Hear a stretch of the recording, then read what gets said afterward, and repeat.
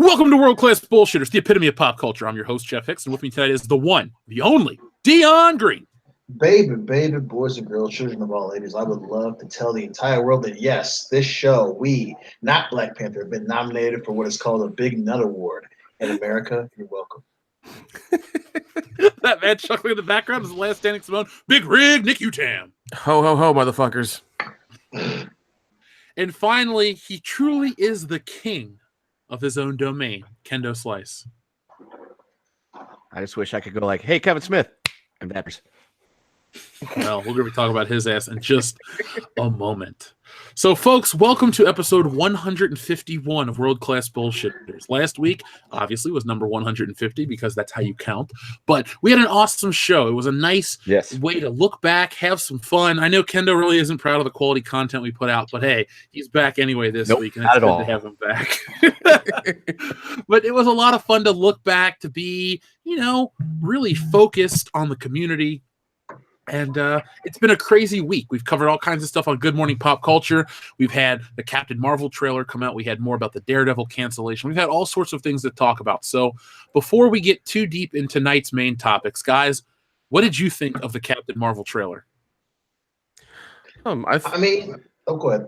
I was gonna say I thought it was an improvement over the other one because I didn't know what the hell was going on in the other one. It kept showing her fall to Earth and then her being like, a fighter pilot and a kid, and like I was like, I thought she came from space. What happened?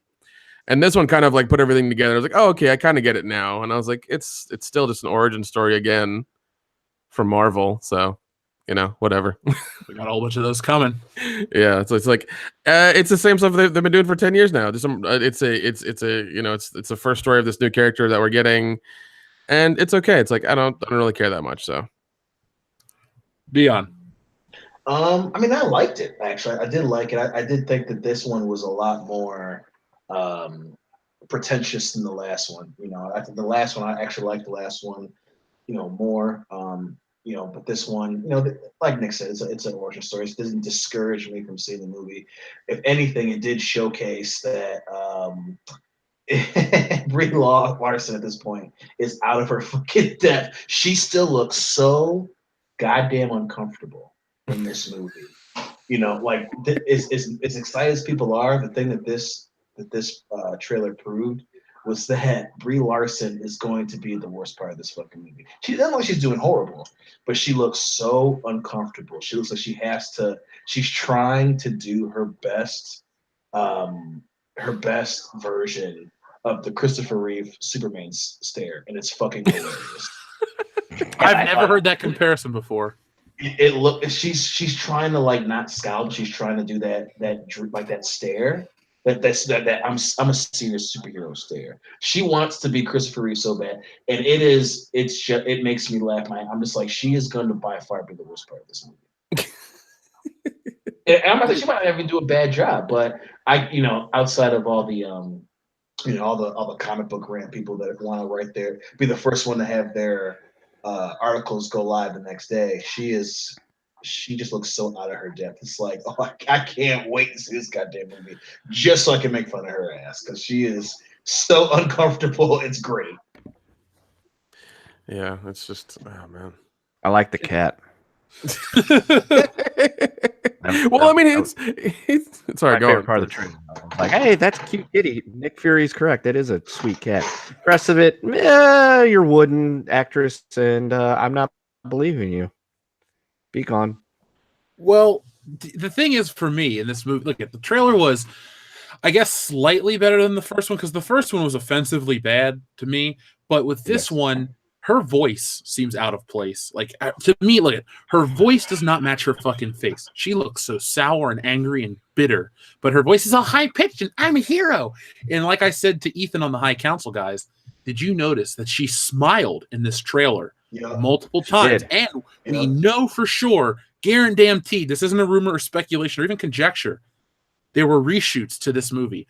I would put it out there that they reshot specific scenes of her because they were concerned with the internet reaction. Oh, people are noticing she's not smiling. She's too stuck. I guarantee you a lot of those reshoots were seen in the trailer. Probably a lot of green screen stuff of her just smiling. Or they CGI'd the smile on there like they did Superman's mustache. Oh off God, his I hope they face. did. I hope they did. I really do hope they did that because that'd be funny as hell. It's just like this awkward face, just like just her teeth coming out. It's like, oh God, what are Guys, you doing? we have 8 hours of footage of Brie Larson and none of them are smiling. What are we gonna do? Get the guy that got Cavill's mustache taken off the screen. Get him. We'll put a smile on her face. Well, and that's what I meant when she looks so uncomfortable in the trailers, man. It's like, do you? And I felt so bad because the part where it's her in the car with Nick Fury, you can tell that bitch is lost. Like she is straight up. She is. It's and again, you know, I don't think that she's a bad actress, but she is clearly. And again, I've been wrong on casting decisions before. I was vehemently against my boy Thor. Speak up a bit, Dion. You're kind of soft. Am I? You like that? Do you like that? Do you like that? But I think you don't have your mic selected. Oh shit, that might be right. Usually, Yep. Whatever. Anyway, as I fumble through this like fucking Brie Larson in this movie, she is lost, and I can't stop laughing at, especially after all that shit she talked, man. Like she looks lost as fuck, and it's hilarious. Not hilarious if I'm Marvel, but it's hilarious for the motherfucker that's making fun of Brie Larson after she was talking all that shit on the internet. Yeah, it's one of those things where like these movies are supposed to pull people in. They cast certain actors to pull people in. It's like I don't really care for Brie Larson once again. Like she's okay. I don't really think of her bad. It's just that I'm not gonna go watch a movie just because she's in it. You know, it's just like oh man. But it seems like I guess they're just kind of they can't cast any more people in Marvel stuff or Star Wars stuff. So they kind of like all right, who can we get now? All right, Brie Larson. All right, she hasn't done anything well. We'll just get her. We'll pay her nothing and just we'll use her. It's fine.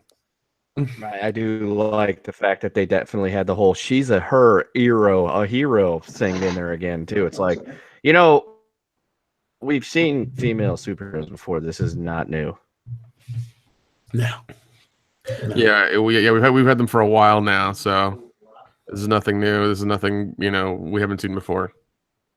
Well, this Captain Marvel trailer ties into our listener of the week. So our friend Jimmy Riddle answered a request of mine very promptly. So we were talking about how she constantly falls down on the High Council. Captain Marvel falls down here, she falls down there, blah, blah, blah. Well, I said, could somebody please take the falling down poster and put Brie Larson's head over Michael Douglas's body? And so our buddy Jimmy Riddle did that literally moments after I requested it. So he has won himself a listener of the week spot. So Jimmy Riddle, congratulations from all of us here at World Class Bullshitters, and thank you very much. Have you guys seen the meme yet? Certificates. I have not. Certificates in the mail. You know what? I'm going to send it to you right now. It's really, really well made. Because some people will be like, hey, I made that thing you asked. I'm like, thanks. And it looks stupid, but this one looks incredible.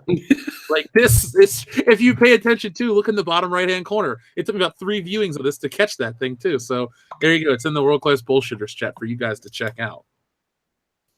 But I guarantee you, I saw it the other day, but I'm like, okay, it's falling down. Great movie, but I don't get it. Brie Larson falling down. I would never fucking watch that. No, nor would I. Well, I mean, she's like that dumb bitch in every slasher movie. She just keeps tripping over her own fucking shoelaces. Like I can't get away from the killer. Somebody made a follow-up meme to it. I'm trying to find, but it's not popping up anymore. But it was them talking to the neo-Nazi guy, and I was like, "This is hilarious." Oh my god. But I do want to give a quick mention to Alex Houchins. He posted something hilarious in our chat too. It says, due to political correctness, Dick Van Dyke has had to change his name to Penis Truck Lesbian. And that just made me laugh too hard. So I want to give an honorable mention to that. That man is still alive. Penis Truck Lesbian. That man is still alive. Yeah, dude. He is. I'm really happy. Hey, he's surviving on the blood of Mary Poppins, man. That shit is no joke. Chim Chimmery, or what was his name? I don't know. I don't care. Duke. What's his fucking character's name in the movie? It's not Chim Chimmery. He's not from fucking. That's the song he sings. Bert. Bert is his name. There we go. Bert. Chim Chimmery, whatever the fuck his name is. Here, do you know how many times I've seen Mary Poppins, Dion? A significant amount enough to love Chim Chimmery. No, I've seen it one time. One more than me. Yeah. Oh god, I've probably seen it a handful of times. Oh, I love that movie. I just love that his new name now is going to be Chim Chimmery. That's the only way I'm going to fucking refer to him, and that's great. Just think about it, Twitter. Somebody tell him. Somebody tell him. Somebody fax him or send him a smoke signal. Chim Chimmery. Dion, speaking of movies, I finally saw a Fish Called Wanda. Oh fuck! How'd that work out for you? It was awesome. I would watch that again in a heartbeat. That was a great movie. Nice. Mm-hmm. Yeah, I was like, Mom, you got to watch this movie. She's like, what's it about? And I explained it. And I was like, John Cleese is in it. She goes, oh, I'll watch it. So it's about a fish named Wanda. Yeah, there is a fish named Wanda.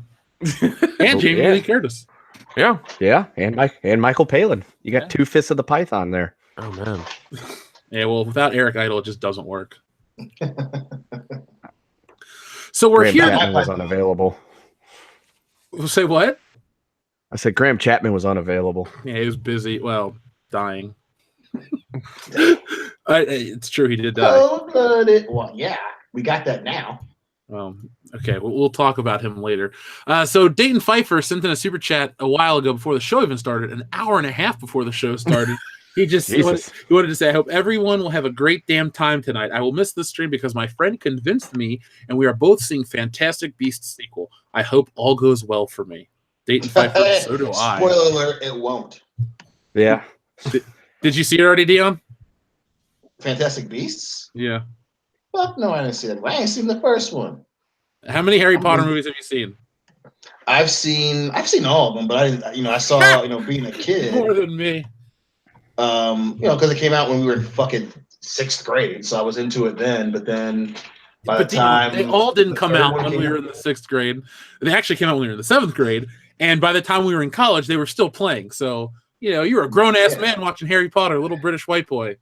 First off, motherfucker, I got 2 people with vaginas who I see all the time who like Harry Potter, who watch the movie. Plus, I was like, oh my god, I gotta get that on DVD. I can't wait to see the fucking weird eye of Daniel Radcliffe flex in front of the fucking camera. He's got a weird eye? Yeah, he has some disorder where his eyes don't blink at the same time or some hilarious. Oh my god! I never noticed that. I don't look at that man that close. No. They had to CG it every time he blinked on camera. Oh god, that's like the cartoons. I can't remember the video, but a dude. I think it's a cracked video, but where he's like, did you know that Daniel Radcliffe can't blink correctly? So it's because they slow it down, and it really is that motherfucker can't blink, and it's hilarious. Cesaria Japan sent in a super chat that says slightly makes up for the GMPC absence. Yes, folks, there was no Good Morning Pop Culture this morning because I stayed up late to work on the comic book page, and then I worked on it all through the day as well. But if you guys like world class bullshitters, I got some good news for you. After the podcast, we record after hours. After hours, I'm going out to the midnight launch of Smash Brothers, which I will live stream. And if there's enough interest, if enough people watch that, then I'll come back here and stream the game for a little bit before I go to bed because I have to get up for Good Morning Pop Culture, where we're going to discuss the Avengers trailer live as it drops at 9:00 on Good Morning America. So I will have very little. Has the day off tomorrow. You bitch. I got to go in early and go to work tomorrow, man. It's going to suck. Well, Dion, you should get Smash Brothers at midnight from your local Meijer, and then we can play on the stream.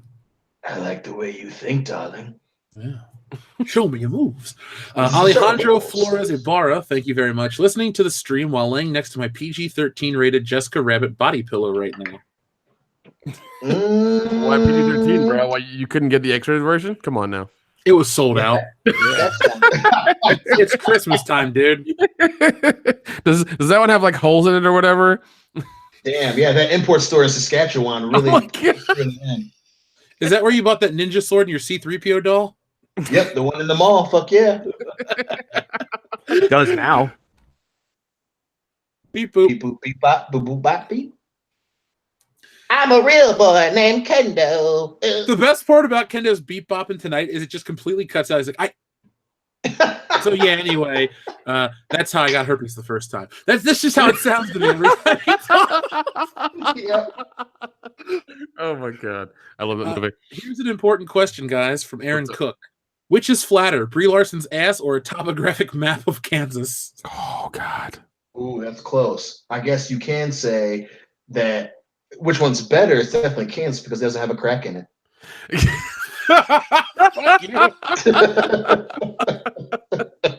Oh God. I'll be here all week, guys. Oh God, yeah, just not a fan of hers at all. So I don't know why they picked her. I don't know what the whole deal is.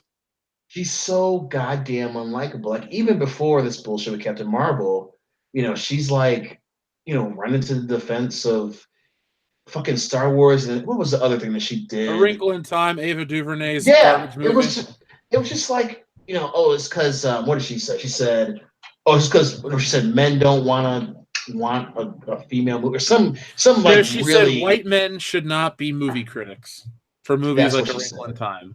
Well, okay, so if it's black women, then and they say it sucks, then are you gonna shut up? Yeah, well, like I said, when you get only motherfucking people of color who all like the same shit, you know what happens? You get some dumb motherfuckers who are okay with 5 sequels of Medea movies. That's what fucking happens, and we don't want to see that shit. You need sometimes you need a white boy on the side to be like, you know what, we don't want to see that fucking movie again. Well, Dion, like I said, if it was the fault of white men for giving it a bad score, then how come all black people didn't got to see the fucking movie? Bad critical scores does not keep the film from being able to be watched. That is a problem elsewhere. Right. Yeah. And again, it's like whenever has someone being a snobby bitch ever made you want to do something other than punch him in the face? Like, and I'm not saying someone should punch you in the face. I'm not saying that at all. What I'm saying is when someone automatically talks down to you before you even get a chance to decipher what the fuck it is they're talking about, you're just like, wow, this person is a fucking asshole, and I don't want anything to do with them. And then so Marvel's like, yep, that's what we want in our movie. So then she gets cast, and then she's just like, you know what? And of course, she's in a movie where she's the only one in all the fucking Marvel films that goes, I'm a hero. And it's like part of the charm of superheroes is they're like, no, I'm not a hero, man. I'm just doing my thing. But Brie Larson's like, I'm saving the world from white dudes because you need me. And I'm like, what?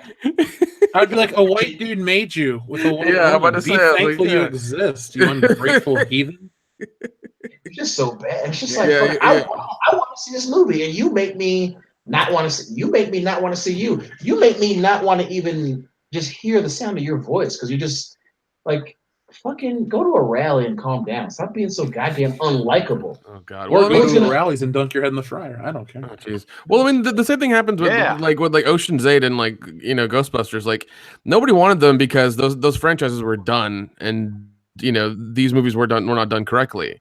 It wasn't the fact that it was all female cast; it's the fact that it was a lazy filmmaking for Hollywood again. That's all it was. And it's like, and that's right. And even if you say like franchises are done, we've seen franchises come back from the dead. Not correctly all the time. Sometimes they come back from the dead despite you trying to kill them yourself. But sometimes they're surprises, right? You're like, oh man, that actually was pretty goddamn good. And if they really wanted to do a Ghostbusters or an Ocean's 8 or any, and apparently they're going to do 21st Jump Street too. It's you like show something that's reflective of the lives people live. People don't live where it's just like, oh, everyone here is a woman and they all are like, hey, I'm a woman. It's like, no one speaks like that. No one's like, hey, hey, there's 4 of us. And remember the movie that you had before where it was 4 dudes? Well, now it's 4 chicks. Come watch it. No one acts like that. No one wants a movie like that. No. Like, no one's like, hey, Stephanie Meyer, write fucking Ghostbusters. No, they're not like that. Oh my God, I forgot about her even existing. Jesus. Well, Dion, the funny thing is we were talking about this on the High Council. It seems like when they want to talk about all the progressive stuff in movies, it always seems to be like, oh, we're going to use the white women. Because it's like, there's a better Captain Marvel, Monica Rambeau, the black one from the 80s with the cool afro and the better looking costume. But they go for the new modern version that people actively hate because it's a garbage comic. Really? That's interesting. I didn't know that. They've rebooted the new Captain Marvel, this new Carol Danvers version, like 5 times over the last At 7 least. years. So okay. So they didn't. Oh, so they couldn't get the black girl with the afro at all. Like they didn't. They just didn't. Her mother is in the movie. Like it's stupid. They just the thing is they want to talk about this and that, but it's like it's just another white lady. Yay! Cool. Holy! Oh wow! So they're So she's all like they're all like, oh, white woman. Like women power. It's like but it's not a white woman. When like it seems like from what you're saying, people liked the black girl way better than this one right now. Well, the one that ended up working was the Carol Danvers, the one. So it's Miss Marvel. Miss Marvel, because she looked fucking hot.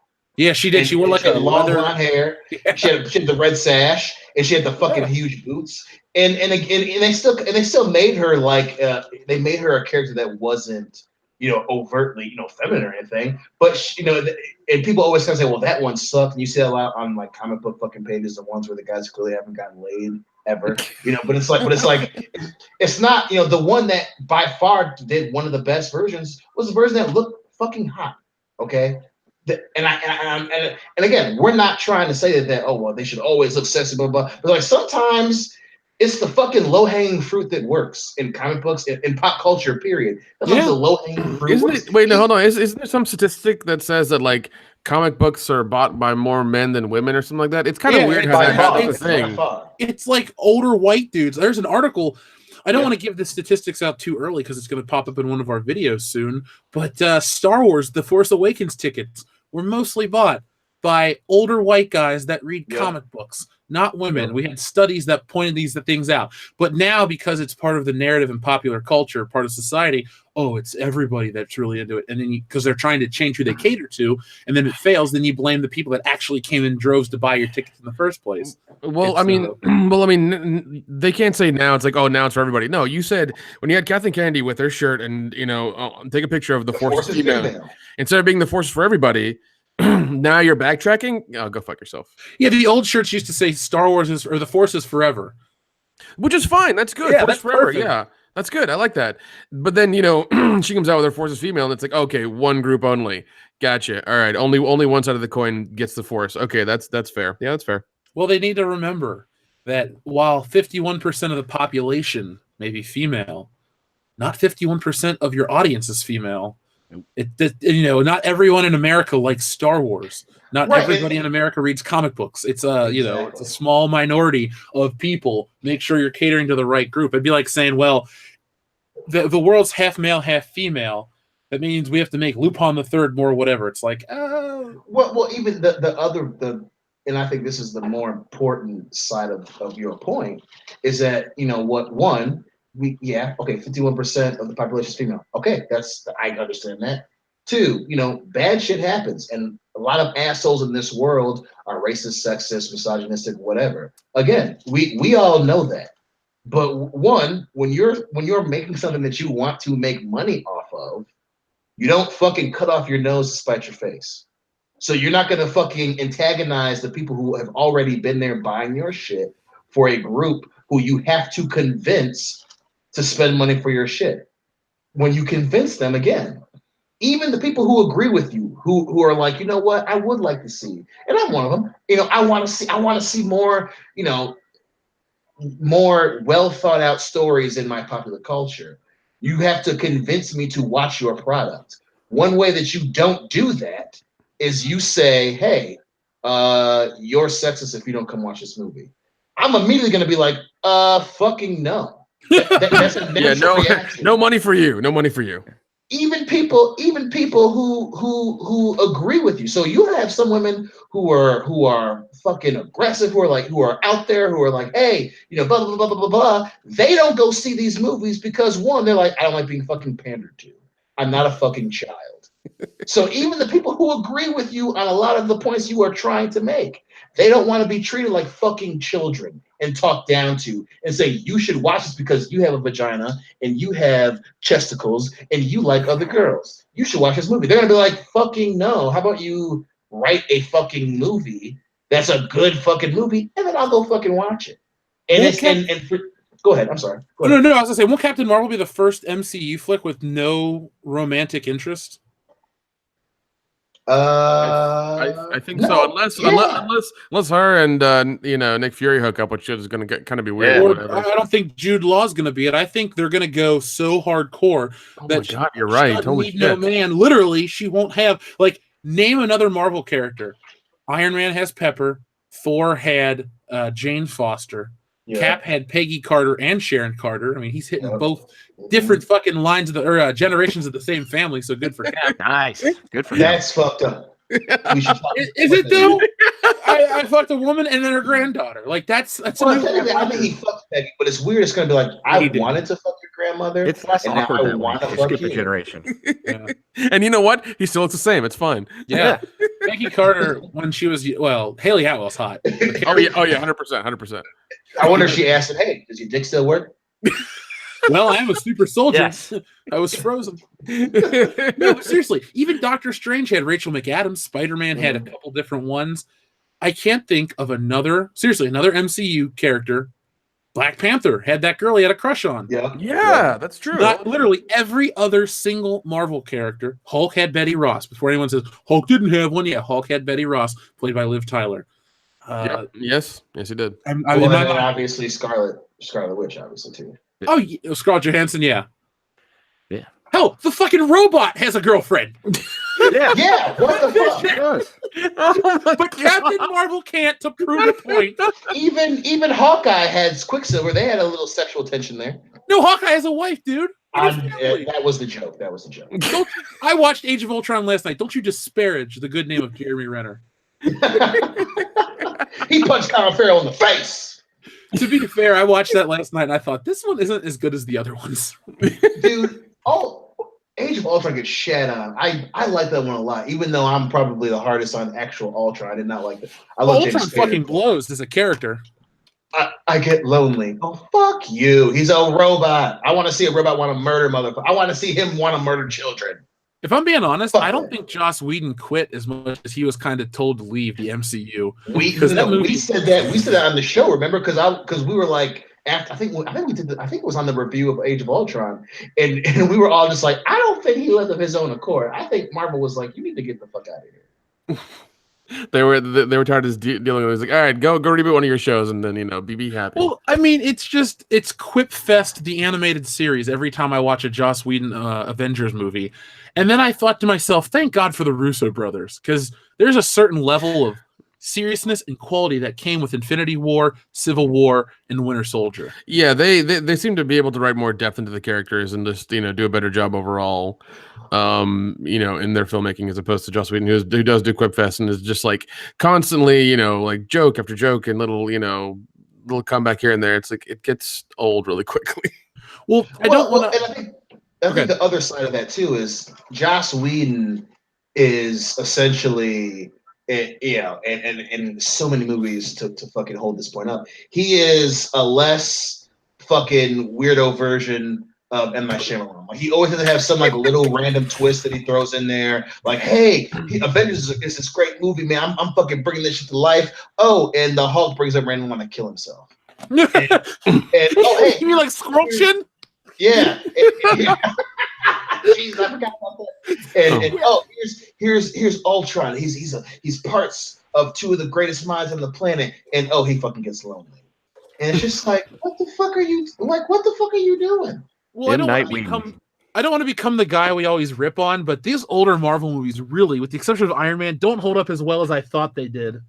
Like, as well as I want them to. Because for the most part, I'm like, yeah, Spider-Man Homecoming sucks, but I'll take Winter Soldier and Civil War over so many of the other ones. I mean, at least we're here. At least we've gotten to this point. I'm not. Now we've gotten Captain Marvel. So yeah. Hey. Well, we haven't had to watch it yet, thankfully. But there is one nice thing about Captain Marvel. As of tomorrow morning, it will be forgotten about. Because once that Avengers trailer drops, nobody's going to give a shit about Brie Larson and her sour demeanor. Everyone's just going to be like, dude, did you see Thanos? Did you see fucking Hulk is back and all this shit? People are be nutting on the internet. Well, they already are. It's the internet. But people are freaking out. How much time do we have between Captain Marvel and Avengers 4?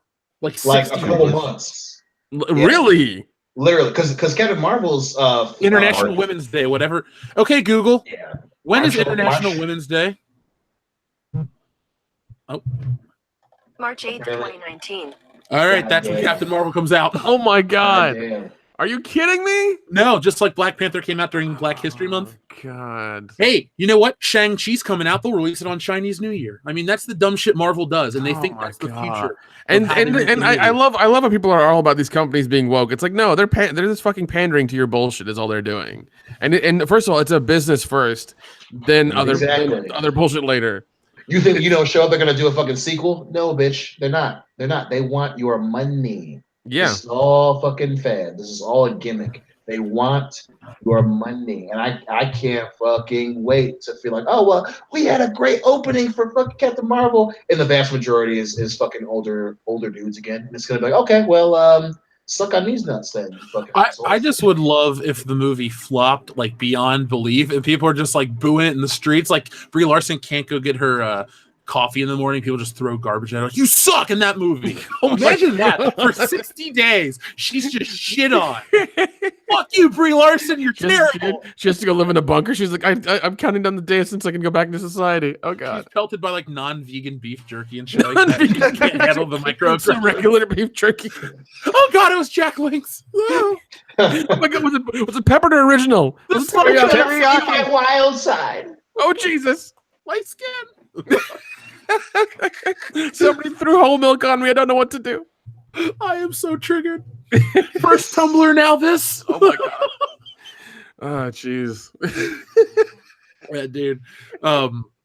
Yeah, the Captain Marvel trailer, well, we talked about it way longer than I planned on us to. I just wanted to get your guys' take on it because it's been the big thing this week. I mean, Marvel movies do hold a lot of weight, and we could be coming into the next era of Marvel movies, or we could be going into the end of the Marvel cinematic phase.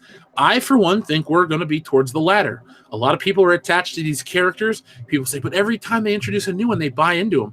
Yeah, but they're that's the thing is, they've been picking legacy characters. Captain Marvel is like, I think, one of the more recent adaptations outside of Guardians. And everyone likes to throw the Guardians thing in there. Guardians made the money because it was funny and it had music people could relate to and understand.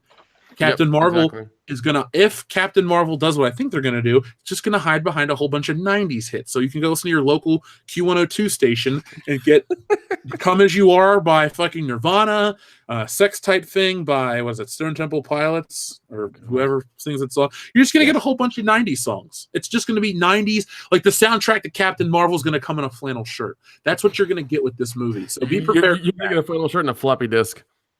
That's how they should release it on a floppy disk. Oh my God.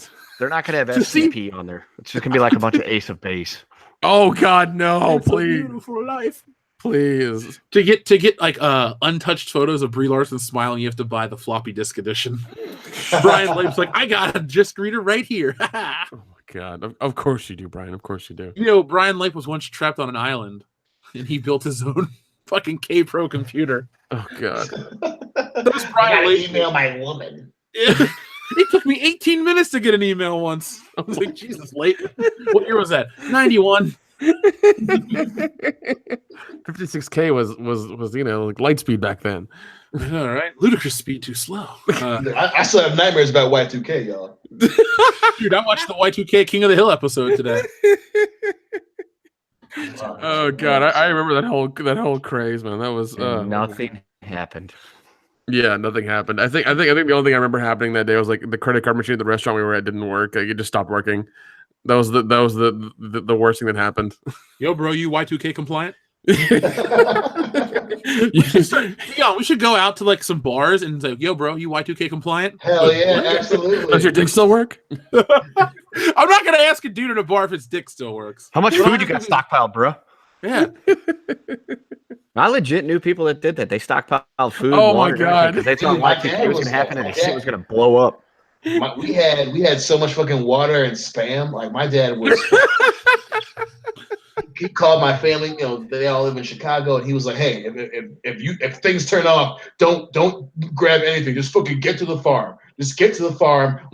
We'll be okay. Just get to the farm." The farm? That sounds ominous. Well, that's where we lived on a farm, so. Okay, I'm about to say. Well, yeah. When you say it like that, I was just like, that sounds. Are you training Jason Bourne? What is the? Are you Bob Evans? Are you Dude, the funny down thing on is, Bob? like, if anything would have happened, we would have known about it well ahead of time because Australia would have had shit going bad first. So it'd be like, oh, okay, so we have how many hours? Nobody's well, heard they're anything Australia. from 14 Australia hours. for 14 hours. Yeah, nobody's really heard anything from Australia for the past 14 hours. All right, they're dead. We need to start getting in our bunkers and just start, praying to God. They're upside down, so you can't trust anything they say. Let's see. Our friend Samuel Aragon says Bree's face looks like her rear is sewn shut. No, that's just a stick that's way up there. That's all it is. You gotta remove that first. Admiral Tiberius says, I still say Alexandra Daddario. Oh, I love her. Katie Sackhoff would have been a far better choice for Captain Marvel. Even Catherine Winnick from Vikings would have been better. Oh, dude, Katie Sackhoff. She's got that presence about her, and she's fucking hot. And I think she would have done amazing as Captain Marvel. If Kat Dennings and Alexandra Daddario were in a Marvel movie together, it'd be my favorite movie. I just would watch it all the time. Can we please have them in like a slow motion shower scene together? Can that happen? Can somebody make that happen, please? You're so dirty. What? They're getting shouted the NWO's theme song? Yeah. What's Eric Bischoff doing here? Would you care? Would you really care? Good grab my nipples. Too sweet. Yeah. Oh, nice. Comes in and goes into business for himself and ruins the whole thing. Chewbacca fan 0824 The Virgin says Captain Marvel will be great, Jeff. You'll see. I mean, we're not saying we don't want it to be great. We just don't have high hopes. Yeah, that's all it is. I think it's going to be good. It's just that Brie Larson is just so goddamn unlikable. Now, if it's terrible, let's see. This movie comes out right before WrestleMania. If this movie's terrible, you and I are going to go. We're going to a bar in New York City no matter what. But if the movie's great, I'll buy you the first 2 rounds. If the movie's terrible, you buy me the first 2 rounds. Deal? Sir, you have a bet. All right. Better than a Dukes Brothers bet. We get to get drunk in New York City. New York City. Dude, we got to play that song from Arthur the whole time. About New York City. That's Oliver. Christopher Cross. Yeah, we'll play that. Yeah, we'll play that shit, man. Yeah. I knew what you're talking about. Anyway, Darth Armo says Fantastic Beast Crimes of BS was straight garbage. Jeez. Well, we are not a Harry Potter channel. At least those are, I guess, making their money somehow. So I think it's a flop, actually. Look into that real quick while I read the next couple super chats. Screen Rant had an article about how it's kind of hurting financially, I think. Let's see. Fantastic Beasts. Let's see. TLJ Screwjob says, let's hope EVS never shook penis truck's hands. Oh, God. So it's toe thumbs versus penis truck? All right. Yeah. That's a movie. We'll have Godzilla versus King Kong and toe thumbs versus penis hands. The shaking. The shaking. Oh God. Battle of the universe. Let's see. The new Fantastic Beasts. Let's see. The budget for it. Okay, came out. Came out November 16th. Budget was. Sorry, no. It came out. Yeah, came out November 16th. Okay. Production budget was 200 million. It's made domestically 137. Okay, so 137 in fucking 3 weeks. What, 3 weeks? God damn. Yeah, 137 in 3 weeks. The total worldwide is 536. Yeah, I mean, if somebody wants to give me $536 million in the next almost month, I'll take it. I won't bitch. 100%. But if you wanted to make a goddamn Harry Potter movie, I hope you would want it to be a little bit higher than 137 in the U.S. Yeah, but Dion, I don't know what kind of percentage I'm getting from the box office. If somebody just straight up gave me that cash, you'd never hear from. Well, you would hear from me again, but most people would never hear from me again. Listen, we're $500 million. We're hunting for that Robert Downey Jr. money, son. We're trying to get like 5% of the fucking total gross or whatever it was he had. Something like that. Yeah. Let's see. The stats for the first Fantastic Beasts that came out November 18th. Sorry. Yeah, November 18th, 2016. The production budget for that was $180 million. Domestic was $234. Yeah, well, I just don't. I don't care. Press 1 if you care. We don't. No, but all joking aside, if you went and saw it and you hated it, I'm sorry that you were disappointed. Some people like Harry Potter. Some people like Lord of the Rings. I don't. I'm a Beverly Hills Cop guy. By the way, Dion, yesterday was the 34th anniversary. Yep. I watched saw that clip on Facebook a bunch of times, and I was watching a bunch of clips on YouTube. And I was listening to the soundtrack at the gym. The disc is just sitting in my car. I was sitting at work, desperately wanting to watch it. So much pressure to keep holding on. Pack my clothes up, baby. I'll be gone. Alejandro Flores Ibarra. Dion, if you could play any important black man in history in a movie, who would it be? John Henry's fake. He doesn't count. Why does it have to be a black character? Yeah, why is it got to be a black character? Because Jeff knows exactly who I would want to play. Michael B. Jordan? Yeah. Hey, man, remember I was in that movie Rocky? Yeah, you're going to be in it? No, I'm just feeling it. He went over there. That's who you're going to play, that guy from Beverly Hills Cop 3. He went over there. The greatest dead body action of all time. Oh, my God. I won an Oscar for that shit after I fucking killed myself. I'm pulling a Heath Ledger. Give me an Oscar, bitch. It's funny because I got these new headphones, these Bluetooth headphones. So I just yelled that, as a joke, and I looked at Hillary to laugh at it. She just goes, "Okay, fucking kill yourself, bro." Damn. Well, she didn't say that part. I added that at the end. But she was like, she should give you that look. It's like, just do it. She's like, I can't hear what they're saying, asshole. So you yelling, you want to kill yourself. It just annoys me and the neighbors. For Patreon, she should film you out of context with you just scream so people can watch the videos of you yelling at us. We'll call it the World Class Bullshitters Out of Context segment. Yeah. Those just fucking kids. Fuck kids. And then be like, just have that. People be like, what's happening on this show? Dion, answer the question, though, real quick. Alejandro Flores Ibarra. If I had to play one, I'd fucking play either one Apollo Creed or one Carl Weathers as Apollo Creed. I'd do a movie about that. I thought you were going to stay like Rusty Cundiff. Well, I mean, I think that's a story America needs to hear. If anything, I would really, really want to be Bubba the Love Sponge. Fair enough. You're going to let Hulk Hogan fuck your wife. Or no, I fuck Hulk Hogan's. Wait, what? Wait, no, you're right. You're true. You true, dog. You true, man. We're talking about baseball.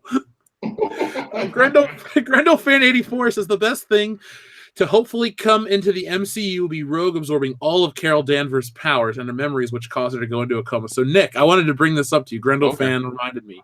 So we're talking about how Captain Marvel really isn't that popular. Yeah, Rogue from the X-Men put her in a coma for like decades, and no one gave a shit. Oh my God! It's like for them trying to pick a female character, they picked the worst one. It's like, I think too. Wasn't the story that they literally forgot about her, and that's why she wasn't in like no one was reading her, so they made her go in a coma, and then they fucking forgot about her. That's why she wasn't in print anymore, or some crazy shit like that. Could be. I don't really know. All I know is Monica Rambeau was Captain Marvel for the longest time, and then she became binary, which is an ironic joke in itself. Binary in a Marvel comic. Yeah. Oh, God. Yeah, which I would have loved to see that story. Like bring in the X-Men for a little bit and do that thing for a little bit, bro. That's the future of the MCU, the X-Men. Listen, I'm waiting for it honestly because I miss the X-Men. I really do. It's gonna happen, and good and goddamn well you're gonna get Hugh Jackman for at least 2 of those movies because that motherfucker lies every fucking year that he's done, and good and one he's like that man is gonna be sweet, and 2 he fucking loves being Wolverine. So dude, he's gonna have oh my God, he's gonna have so much money after this he can actually get his bones covered in adamantium. Like watch that's like the fucked up thing about Hugh Jackman is that it turns out that after X-Men 3 he had a weird obsession with actually becoming Wolverine and he spent so much money like trying to find ways to coat his fucking bones in metal. everyone's like, Hugh Jackman lost after 2006 was a dark year because one, he had sex with Gwyneth Paltrow, and then his daughter would write in her journal about how he was obsessed with metallurgy and learning about bones and metals. So we're all just like, what the fuck, Hugh? What happened to you, dude? And then he made Australia with Nicole Kidman. And that really sent him off the deep edge because he realized I have to kiss Nicole Kidman. Yeah, but you act like kissing Nicole Kidman's that bad. I mean, that's not on a list of things I want to do, but if it's like Nicole Kidman comes up and he says, kiss me, I'd go, okay. And then. Well, she's cute, but like just her in that, like. Yeah, but bro. She has that shitty fucking Australian accent. It's Chase Meridian. Chase Meridian. You ain't lying. Yeah, man. Batman Forever. She looked good in that movie. Oh yeah, definitely. Definitely. With the fucking tight jacket on.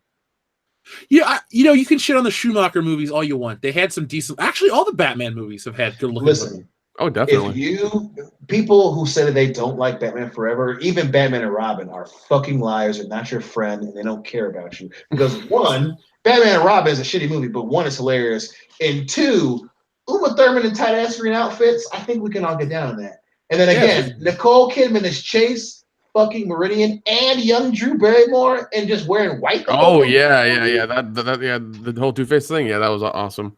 I guess Debbie Mazar doesn't really get your goat there, Bob. She, what's with the eyebrows, girl? Come on, you could have fucking done something about that. He'd still do Debbie Mazar. Don't even act like it. And then should cookies 2 times. How fucking Robin goes and talks to prostitutes and no one fucking addresses that shit is hilarious. Dude, in Batman the Animated Series, Batgirl goes to talk to prostitutes. Yep. Whatever you're into, we don't judge. Yeah, it's the world's oldest profession, man. And then in fucking year one, Catwoman is a goddamn madam. Yeah. And people get all offended. Frank Miller hates women. No, Frank Miller just tells stories that are better than anything you can come up with. Exactly. He might be an asshole, but that motherfucker can write some goddamn stories. Yeah, he's a pretty good artist, too. Yeah, man. Especially that shit for Daredevil, my favorite Frank Miller shit. Frank Miller may be one of the greatest. Frank Miller is one of the greatest comic book creators of all time. Easily. He's top 10 got so much crazy shit. I would, I mean, of my limited knowledge of creators and artists, he's easily top 10 for me. Easily. Do you like him more than Todd McFarlane? As an artist, yes. I like him better than Todd McFarlane. Yeah, as a creator. You don't like Todd McFarlane at all. You hate Todd McFarlane's Spider-Man. No, not anymore. Not anymore. That was that recently? Over the last, 5 to 6 years. Man, don't be trying to fucking test my friend knowledge over this bitch.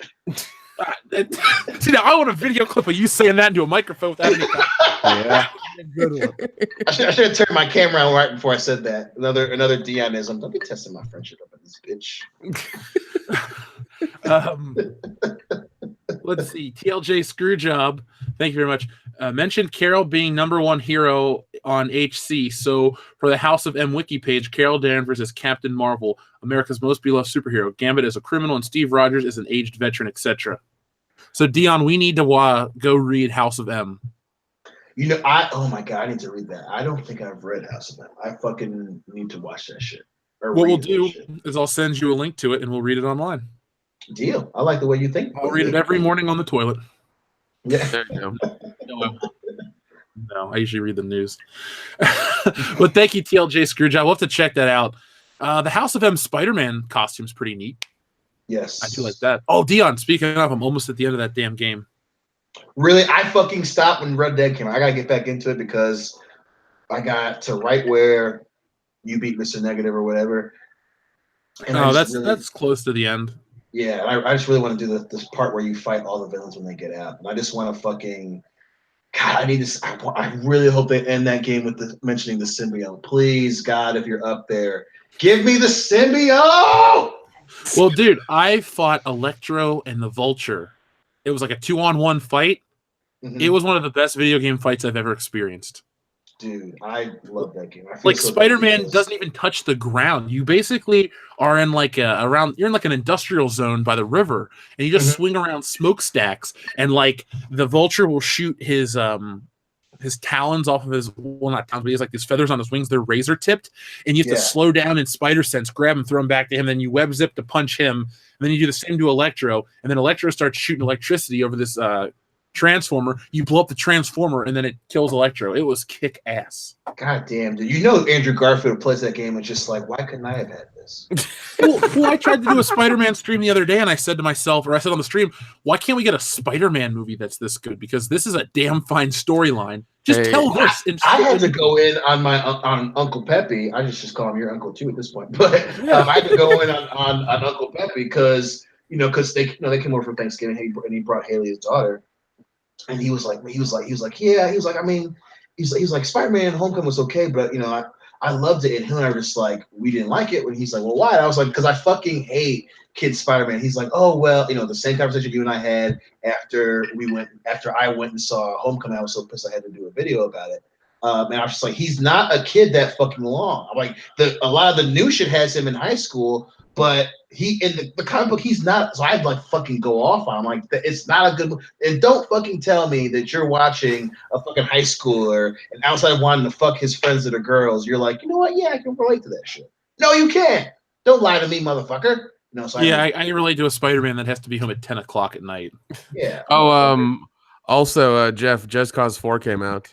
Did you buy it? Actually, what I'm gonna do is I'm gonna rent it from Redbox and play it and see how I like it, and then I might buy it.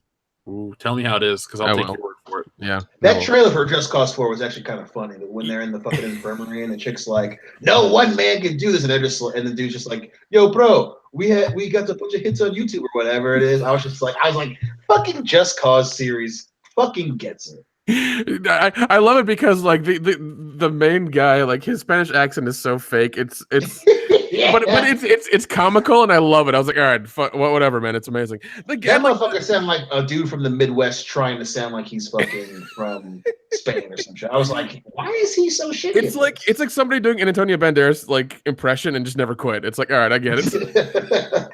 What? Antonio Banderas? But I know 3 was a lot of fun. I played 2 and 2 was kind of crap, but I hope 4 is good. Haven't played it yet. I'm definitely gonna rent it and see how good it is, and then I'll buy it. If it is good. But I've seen the gameplay. It looks amazing. So we'll see what happens. If it's better than 3, it's gonna be an epic game because 3 was a lot of fun. It's gonna be me and Jeff like battling for like getting the top spots and like all those little milestones. Your kung fu is weak, boy. I will beat you. We'll see what happens. Idia Hugima says, to be fair, folks, who would romance Captain Cheese in her tired face? Not even a robot would. Oh. Damn. Yeah. Yeah, I guess that's a valid point, but I mean, they are going full bore with this movie. Even Wonder Woman. For anyone that wants to say, well, Wonder Woman was a feminist movie. Okay, even if you want to put it in that box, which I wouldn't, she was with Steve. And the best part about that was she could have, like, I don't know, tightened up and ripped his arms off or something. But she allowed herself to be vulnerable. Therefore, she was relatable like that. Captain Marvel's going to just be, like, so fake as a character. Yeah, so rigid. Let me get to these week. Go ahead. Just real quick. The great thing about Wonder Woman was her being not from an Amazon and struggling to communicate and understand why the world was the way it was outside of Themyscira was a fucking interesting part of the movie, particularly with this guy who was heroic, but he still played things differently than the way that she would have. And that was an interesting fucking part of the movie. I can't fucking wait and I know this shit's gonna fucking happen, but it's gonna be like it's gonna be fucking Captain Marvel, and it's gonna be like, well, why don't you just do this, and I'm waiting for someone to say something to the effect of, well, because that's fucking stupid, Carol. That's why. It's fucking stupid. What you said is stupid. Stop it. And I can't wait for it to happen. It's going to be great. Let's see. Alejandro Flores Ibarra says, Jeff, I already know how Infinity War 2 will end. The Mystery Men will show up, and the Blue Raja will and the Shelter will double team and take down Thanos. I was wondering who this Alejandro Flores Ibarra dude was, but I'm pretty sure it's Midnight Cherry TV. Why can't we get that universe for at least like 4 movies? I would like that universe to be a little bit more fleshed out. Because Ben likes touching himself too much. I would have loved I would have loved 2 or 3 more of those movies. I would have totally watched them and given them my money. Only if Smash Mouth does the title track for every song or every movie. Yeah, well, the years start coming and they don't stop coming. Oh, and they God, don't just stop coming. Coming and they don't stop coming and they don't stop coming. Just throw the dude some Everclear. He'll be fine. So I think we'll read the next super chats in a moment. We have to start talking about this Kevin Smith, the title. So the title of this show is called Star Wars Died, Fatman Cried, and the Joker Got Away. So let's answer all the things that are in the title so this doesn't become a clickbait video. First off, Star Wars Died. That happened in 2015. Fatman Cried. We're going to cover that extensively. And the Joker Got Away, meaning that the filming for the Joaquin Phoenix Joker film has been completed. Are you guys interested in that movie at all? No. Nope. Nor am I. Yes. Like my Facebook feed always gets like crazy with updates. Like, oh my God, he did this. They have video footage. This. I don't care. I really don't care anymore. I am gonna watch. I'm not gonna lie to you guys. I mean, I'll watch it, but I'm not looking forward to it. I'm not like, oh man, I can't wait for the Joker movie. It's gonna be one of those. Oh, it's at the cheap show. All right, I'll go. Well, like what? See, that's the thing about Joaquin Phoenix. Like, it's always a 50-50 with that motherfucker. Every time you think you're gonna get, the master, you could end up with 8mm, where it's just him being fucking weird for crazy amounts of time. You're just like, what? God. Was he the bad guy in that movie? No, he was the goth kid. Oh, I was like, because I just remember Nicolas Cage. I love 8mm. It's such a good movie. Yeah,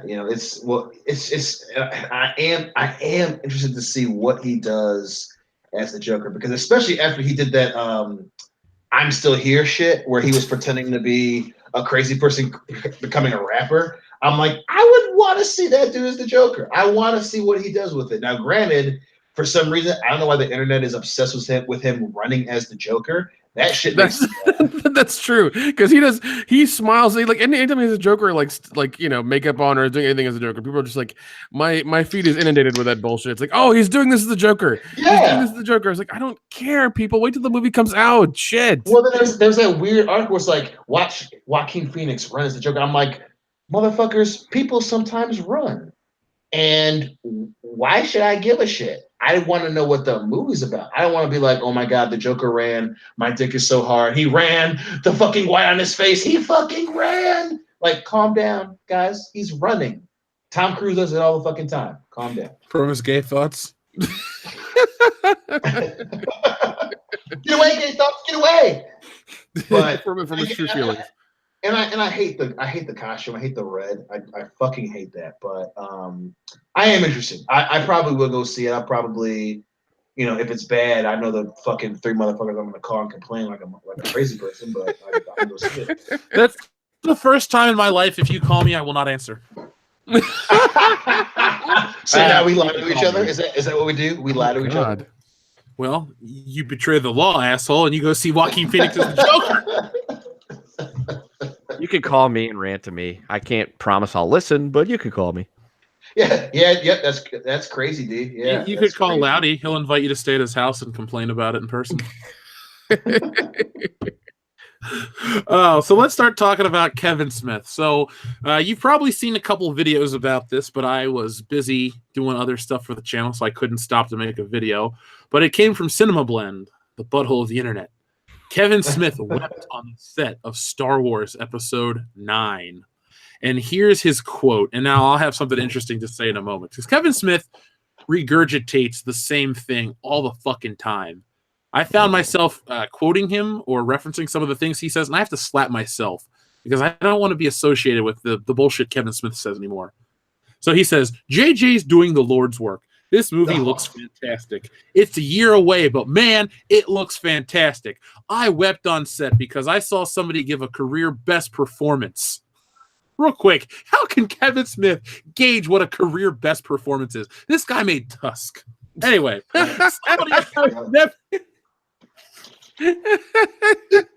somebody I've seen in these movies before. I rolled a tear. It was so damn powerful. Biggest set I've ever seen in my life. The dude's not directing a movie. It's like he's directing a small country. Oh my. For starters, how can he say the movie looks great when he's just fucking watching him film a scene? Yeah, he's not seeing the first product. He's just seeing them go through a scene. That's it. I mean, you're essentially watching people rehearse. and it's like, this is the greatest movie I've ever seen. And then, the biggest set in the world. Well, that's because you haven't seen mine, bitch. Well, also cry like some more. it's a Disney funded Star Wars movie. Of course, everybody and their mom's gonna be there on set to make sure it goes right. They don't fuck it up, which they will. Of course, that's gonna happen. It's God. Like I don't know. I remember when he first did this for I think it was the first Star Wars movie where he's like, "Yeah, I saw it. It's gonna be great. Everybody's gonna love it. It's gonna be the best thing ever." No, it wasn't. It was just a rehash of A New Hope, and like a blatant rehash. It was just one like scene for scene. It was. There was no subtlety to how much they ripped that one. No, off. no subtlety. And like his stock has gone way down, in my opinion. I just don't like listen to anything he says anymore about anything anymore involved in pop culture because he's very, very wrong and very biased. I think it's paid off, to go to these places and say these things about these movies and stuff like that. Oh, yeah. I like how you said he's lost a lot of favor for you. I don't trust him. And Mark Bernard, and ever since they changed Fatman on Batman from one of the best podcasts I've ever listened to the garbage level news show that it has become on YouTube, Kevin Smith really... The sad part is, too, there was a point in time where he was making like really great counterculture stuff. Clerks, Mallrats, Dogma, all that stuff. Hell, even when Kevin Smith was trying to make a point about religion, and even though you think he's an idiot now, he actually made some valid points back then. Hell, the last thing I think he made, Red State. I was like, Red State was the last thing he had, I don't know, some sensibility. Oh, dude, I love Red State. That was the last thing that I actually liked of his that I watched. Everything else from then on has been dog shit. I love the last movie he bought that I had to own was Zack and Miri Make a Porno. I bought that on Blu-ray. I've watched it conservatively 30 or 40 times. Was that before Red State or after Red State? Before. It was 2008. Red State was what, 2012? I think so. Yeah. No, Zack and Miri was a funny ass movie. That was a really good movie. I did enjoy that one. And I watch it every time it's on. I can find it on like one of the VOD stuff. So I've never watched it. It's a lot. You've never seen it? It's a lot of fun. Nope. I'm gonna send you a copy. Seriously. That's If you remind me this week, I'll just buy you one. That's fine. I might not remember to remind you because it's not really on my high list of priorities. Fine. I'll remind Kenna to remind Jeff. Deal. Dion, remind me to remind Kenna to remind Jeff, please. Like when I called Dion an hour before the show last week to tell him that, hey, remember, we're going live today. Yeah, I don't know. I don't know what you're talking about. I didn't get that. I didn't get that message. That's fine. Nick, if you want to call me around noon tomorrow, I'm like, hey, remind Jeff to get you a copy of that movie. Okay. All right. No problem. Watch, one's going to come to the P.O. box next week. I'm like, shit, I just bought one for him on Amazon. Oh, man. I'm going to the P.O. box probably tomorrow, Saturday at the latest. And I'm going to put up a Twitter poll, a Facebook poll, and a YouTube poll. And if you guys want me to make a video of it, or if you want me to wait till do it on Christmas Live, you guys can have the power. But I'm going to do more Tales from the P.O. Box. But like this, for as long as people send stuff, you guys are going to get the Tales from the P.O. Box. If we get so much shit, we'll just do one every week. Oh, yeah. It's the power is yours. Whatever you want to send legally and within reason, we'll review it, we'll take it, and we'll say thank you. The Yule Must and the little Han Solo figure and the Back to the Future, or the Beverly Hills Cop stuff and the Back to the Future Toys R Us catalog, they've all been great. They've been looked at multiple times. I've drank most of the Yule Must, so I want more. I saved a couple cans because I'm going to take it to you, Dion. Good man. Ooh. Good man. We're going to have some Swedish soda pop. But no, our buddy Kevin Smith, he really, I know we coined it here on the channel with Kevin Smith as a shill last year, but he really is. I know he's not getting paid straight up to kiss this movie's ass, but it's like everything he does, it seems like PR. He's like, he shows up on Screen Junkies. He's this, he's that. He just, whatever happened to when Kevin Smith had a set on him and he didn't give a shit if he offended, if he made something that wasn't looked at as politically correct. He just tried to do what he thought was funny and right, and he was honest. I don't feel like he's honest with himself anymore. No. Well, I don't think it's even that. I don't think that the issue isn't him being honest. The issue isn't with him being objective. Kevin Smith is a fucking liar. And I think he knows that Star Wars is bad. He knows, and again, I don't have any inside information. I fucking wish that I did. He knows that Disney, specifically LucasArts, and fucking and the corporate side of Disney has a lot riding on this movie, and he's fucking lying. And I would again of all the shit that I said on this channel, I would bet fucking my entire goddamn paycheck for the next year to know that he's fucking lying. For one, you expect me to believe that you went to a taping of fucking Star Wars and you fucking cried? And then two, you expect me to believe that someone on that set, which you know he's not talking about Mark Hamill or Harrison Ford or any of the OGs of Star Wars. He's talking about one of the new people because he wants to build a narrative that they are good actors and they're good in Star Wars and they know what they're doing. That one of these motherfuckers had the greatest motherfucking moment of their careers on the set of fucking Star Wars, seeing how they haven't done anything else outside of John Boyega doing fucking Pacific Rim. You mean to tell me that he had something so much better than Pacific Rim that you fucking cried? You cried in front of other grown adults on the set of Star Wars? No. Well, we can be sure 100% that it was. Oh, Go ahead. I was just gonna say we were 100% sure it wasn't Carrie Fisher's perforance that made him cry. No, Damn, my money's on Ray. My money's on Ray. God damn. Listen, it's either I think we can agree it's either John Boyega or fucking Daisy Ridley. It's going to be Daisy Ridley because we're supposed to care about Ray. Well, he again, I think that's a fair. But I think it's 50-50, obviously, because of it's conveniently after that BBC UK video that came out with John Boyega calling out China for that fucking making him. Oh, I saw that. Yeah. It's either him or because of that, I'm thinking it's either him or her. 50-50. So you come out and you say that you cried on set.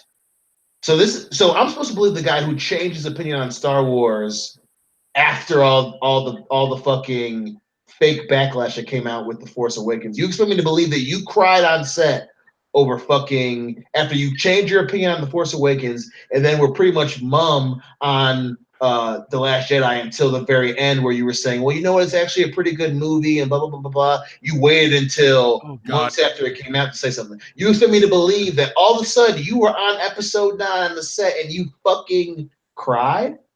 Bitch, please. I was born in the morning. I wasn't born this morning. Don't fucking try and paint this bullshit where, you know, oh my God, it was so emotional. And they do it. We've seen them act in 2 other movies in this franchise, Kevin. And all of a sudden they changed their spots so much that you fucking cried. Get the fuck out of here with that shit, dude. Get the fuck out of here with that shit. That's so unbelievable to me. I can't. You mean to tell me that fucking confused face McGee turned to leave and all of a sudden is able to emote enough goddamn emotion where a fucking chubby dude who just had a heart attack can fucking start crying? Get the fuck out. Well, I remember watching his video on The Last Jedi, and he said, "Oh yeah, I watched it twice. Once really really high, and I liked it, and then the second time sober, and it was still good." I'm like, I'm sorry, but if you watch a space movie and you're really stoned, of course it's gonna be the greatest thing fucking ever. Because it's a space movie and you're high. Everything's amazing. Regardless of what it is. I mean, come on. Well, and then he was one of the first people to come out and say that, that Star Wars fans were immature. And he had that in his review. And I was just like, well, why? That's odd that that's in your review of a movie where you're supposed to be objectively dissecting the film you just watched so people can decide they're going to go see it or not. And you randomly talk about the fans being immature. So you put that in there to try and change the subject a little bit. But all of a sudden, after doing that, this performance was just so enthralling that I started crying on set. Bitch, please. You're the same dude who talks about how he got laid, but says shit really weirdly and awkwardly where you're just like, no, you don't do that, buddy. This is the guy who gets on stage and talks for 4 hours about bullshit, about absolutely nothing. This is the dude who made yoga hosers too. Thank you, Jinx. Yes! That's why we're friends. Because there's no way that motherfucker knows what an enthralling performance is. No goddamn. What a good movie is. Fuck, man. You started crying. So were they filming the scene? Were they practicing the scene? The scene that they allowed Kevin Smith to come on set, they wanted a distraction while they're filming an important scene.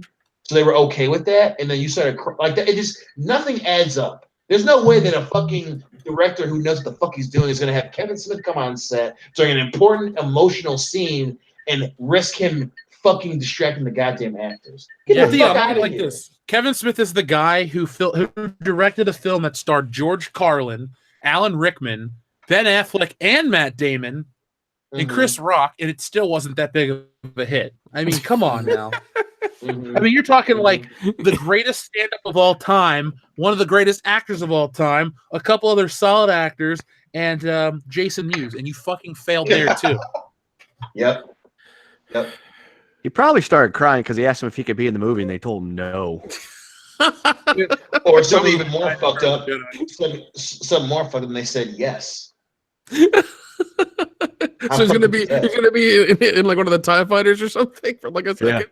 Yeah. He's gonna be the new Porkins. Yeah, or he's that new fat guy that starts crying when the Rancor dies. They do another. And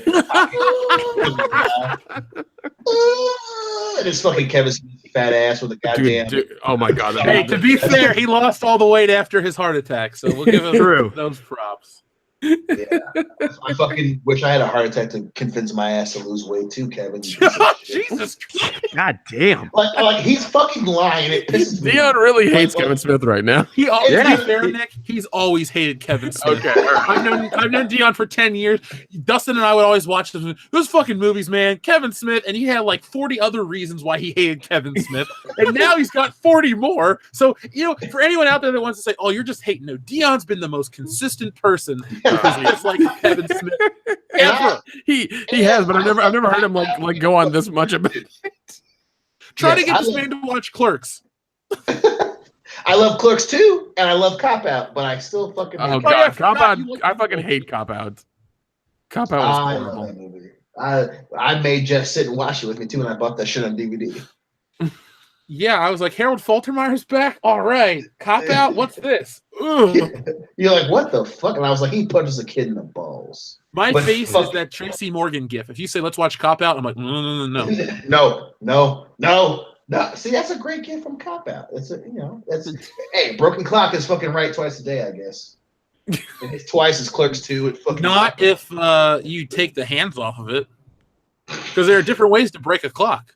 Yeah, I prefer to chop it up in little pieces and set it on fire. That's my breaking clock. I'll never forget this kid I went to grade school with. His name was also Jeff. One day it was like the last day of school. He was trying to do something funny. He like jumps up to smack the wall and he knocks the clock off and it shatters into like 50 pieces. I don't know why that story just popped into my head when he said broken clock. It's like boom, because everyone stared at him. I'm like, oh shit. Good job, Jeff. Good job, shitty Jeff. He went on to be fairly successful, so good for him. Okay. Good job. Busting clocks. Yeah. Busted makes him feel good.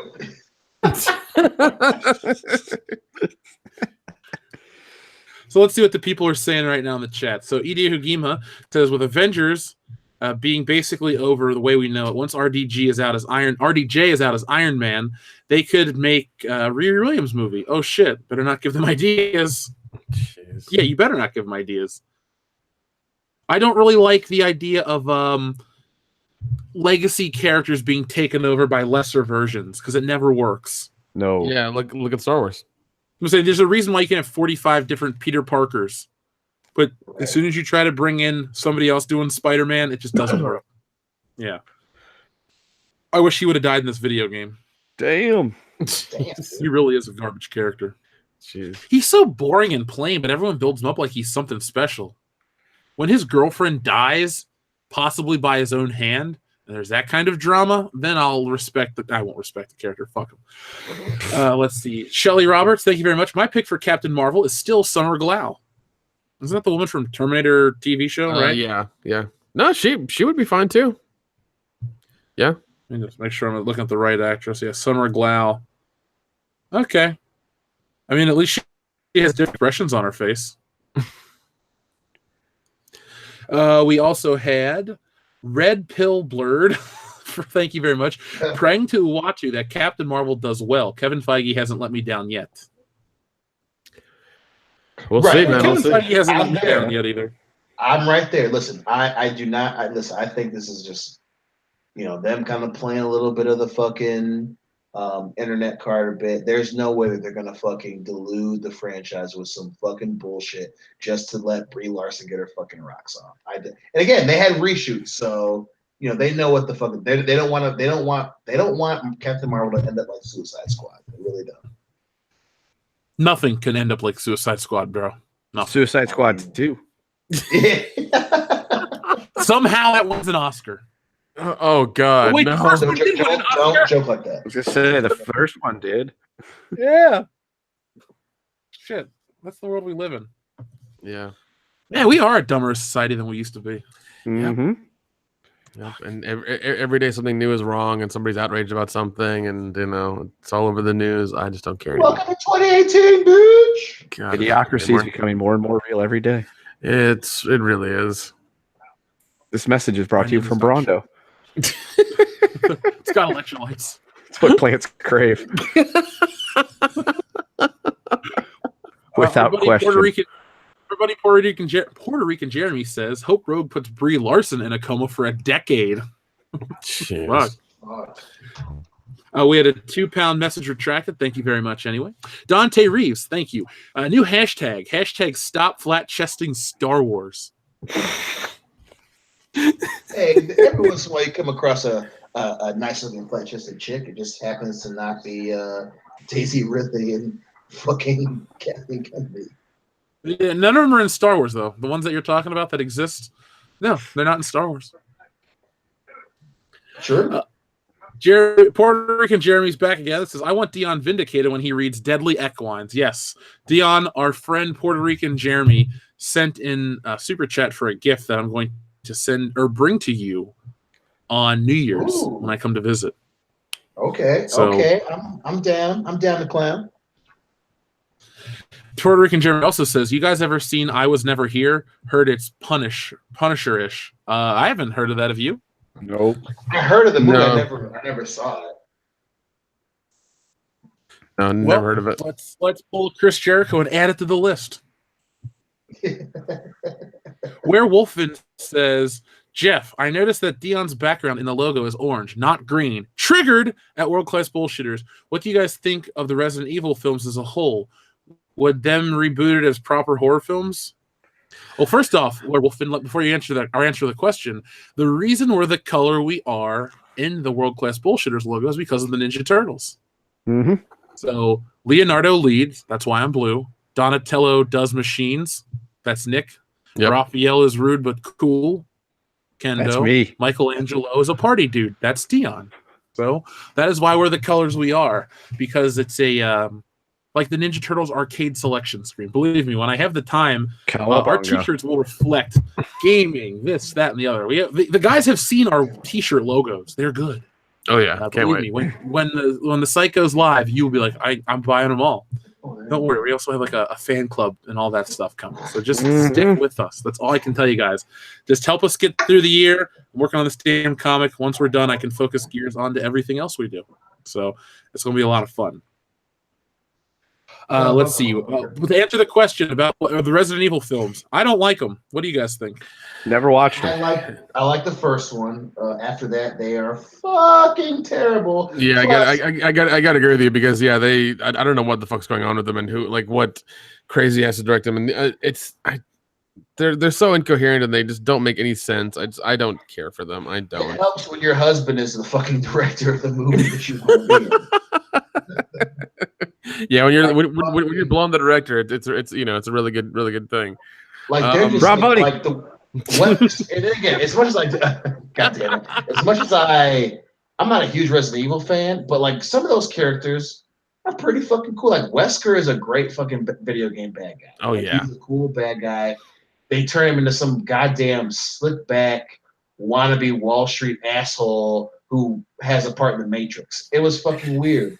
And then you have, Mike Epps was in those movies for some fucking reason. I don't know why. God. And then you had the motherfucker from the Mummy, and then he dies. And then Ashanti was in one. And then it's like, really? Well, yeah, she was. Like in the third one, I think. Yeah. Yeah. And then it's like, we're gonna do a zombie movie. We're gonna do an apocalypse movie. We're gonna do an alternate timeline movie. Then we're gonna do a fucking dystopian future movie. It's like pick a fucking theme and stop making the theme in 3D. Jesus fucking. Oh yeah, but yeah, please do that. Quit the fucking 3D shit. I know. What the fuck? Yeah, like they were banging on 3D hardcore. It's like it ain't gonna help sell your movie. It's still shit. And then they did the one was I think it was Afterlife where the trail the only thing in the trailer was like they'd show Wesker and then they would do the Resident Evil's version of that scene from Matrix Reloaded where she jumps out the window and turns around and starts shooting. But it was supposed to be her and a clone. They literally just did a mirror scene where it's her and they mirrored the scene and it's supposed to be two fucking Alice's. I was just like, these motherfuckers are. Well, no, and I think the movie was a bunch of them like attacking the facility or something. Yes, you know, and like I remember you talking about it, and that was one thing they kept doing is like both of them were on there. It's like see Resident Evil Afterlife in 3D. It's like no, I've watched the last two in 3D. It doesn't make a difference. It's still shit. I want my money back. Yes. So bad. I don't care for these movies. If they want to reboot them, that's fine. Go reboot them in China. I don't want to hear about it. I don't care. I will say I'm looking forward to the Resident Evil 2 remake on the PS4. That I'm looking forward to. That already came out, didn't it? Either it just came out or it comes out soon, but I'm interested in it. Yeah, I mean that like part 2 is the first one I played, and I love it. I love the game series more than the movies a lot more. I mean, so much fun, so much fun. Most do. Let's see. So you got double. If they reboot them as proper horror, yeah, I wouldn't mind. But I think the public perception of them is that they're just stupid. Yeah, they are. They're like the Fast and Furious movies. Mm-hmm. Yeah, but I love Fast and Furious. Well, I mean, they're on that same level where it's just like you turn off your brain and you watch them kind of thing. Like, they're not, you can't really like put too much thought into them or else they lose their charm. Very true. I will never try to tell you that the Fast and the Furious is a deep, prolific franchise, but it is. Dude, I went on the ride at Universal. You were basically inside a GTA game. It was fucking amazing. I recommend it highly. It was so awesome and so bad at the same time. Where else are we? Alejandro Flores Ibarra says, actually, Jeff, it's because of you that I got around to seeing Mystery Men for the first time on DVD last week. It's my first night ever super chatting. Oh, okay. Well, I was wrong, Alejandro Flores Ibarra. I'm glad that you saw it. First off, thank you very much. I just assumed that it was Midnight Cherry TV because of the love that man has for Mystery Men. It's a great movie. I own it on multiple formats. I celebrate it annually. Damn good movie. Wish there was more of it and it was its own franchise. Yeah, for every Hellboy, there should have been a Mystery Men. Agreed. Hey, Hellboy 1 I get. Golden Army I liked a lot. Fuck Golden Army. I like the first one. See, we're on the first Civil War. World-class bullshit. Boom. Yeah, dude, I guarantee you, by the end of tonight, there's going to be a fucking meme. Hellboy 1. Somebody's making it as we speak right now. Oh, God. Yeah, I don't know. I remember hearing Civil War. Oh God, I remember hearing Ron Perlman talk shit. He's like, I don't want to film movies in Georgia anymore because we were Republican people. It's like, dude, movies are getting shot here regardless. Go fuck yourself. If you get the job, then that's why David Harbour replaced you, and no one knows that. Have a Coca-Cola and a smile and shut the fuck up. Yeah, thank you, Richard Pryor. You're welcome. Double is so Cosby, am I right? Yeah. I would like to talk to you. I like. I was like, you did not say. Fuck. You make a movie, you get paid. Yeah, but then Coke and a smile. Shut the fuck up. I don't recall saying flim flam flazzle. No, Phil Flarn Filth. Yeah, that's it. Fuck you, I'm offended you called. My son went to go see your show. My wife Camille handles the ticket money. Not me for a ticket. Dude, Eddie Murphy was the funniest ever in 1987. Imagine Raw coming out today. It couldn't. No, dude, They, couldn't. dude, There's the no part way. about Rocky alone, they would Yeah. not let that shit fly. It wouldn't. It wouldn't be on Netflix. They wouldn't think like, no, it's not for us. They wouldn't even take it. Dude, that'd be You know, I crazy. was surprised though on Netflix. I was watching F is for Family, and they made a gay joke, and I'm like, huh? On Netflix, they allowed this? I'm surprised. Hey, fucking Brooklyn Nine-Nine made a couple gay jokes, and they were fucking funny gay jokes. They like that shit. But they weren't Eddie Murphy Raw gay jokes. Yeah. Oh, Over. oh my god. Yeah. Oh, that fuck. Oh my god. That shit is just so. It's definitely a great time capsule to how things. Like people always want to act like, well, people are we're getting more woke about shit, and it's just like, no, like shit changes. Bad stuff tends to stay back, and some things that we learn are bad. They die off, but comedy is like the greatest vehicle for how things change culturally. And oh my god. Delirious and Raw are perfect examples of that shit. You could probably look at George Carlin's all of his work and really see a change throughout a lot of the time about how things have changed. His stand-up went from stand-up to at the end more speeches, but whatever. He still made points. No, yeah, especially the older he got. From stand up to sit down. I'm old as fuck. I used to be funny. Well, actually, George Carlin was always funny. I still think Richard Pryor probably the best stand-up comedian ever. Yeah, I agree. I think Richard Pryor's probably definitely. Yeah, I'd say. But you know who fell off and lost his shit even before the scandal was Louis C.K. That guy used to be so funny, and then he just so political. He wanted I want to have something that says bitch, you're supposed to make me laugh. Stop trying to be like the hip old guy. And then of course, he masturbated in front of people. Oh my god, oh fuck. I'm more bothered by his bad stand-up than what he beat it to, but whatever. That's just me. Because his last big Netflix one was a huge fucking letdown. Him and Hannibal Buress. I never found Hannibal Buress funny at all. What the fuck is that guy? That guy's voice is just irritating. His early shit is hilarious. The one after he got super big was fucking bad. His voice is a human representation of nails on a chalkboard. Well, I'm just saying. I wouldn't go that far. I will. Leo Breaker 49, thank you very much. Even World Class Bullshitters, working and lurking to the good shit before I turn 29 tonight. Keep it up, you guys. Well, Leo Breaker 49, from all of us here, happy birthday. Happy birthday, man. Happy birthday, motherfucker. Now, hopefully you get some good presents. I know it's close to Christmas, and some people just like to say, we'll just give you better at Christmas. No.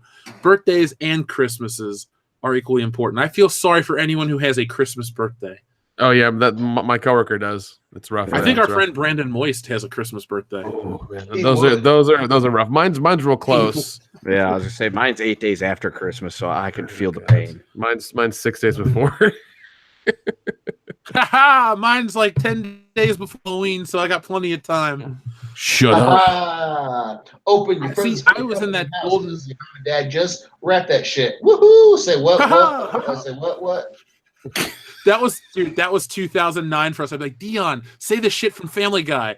Get a job so you can help pay for school supplies. Say what? I say what? That is kind of funny when you think about it, though. Our birthdays are all one right after each other: October, November, December, January. We should just use that as podcast. The drink. I was gonna say that's very ironic.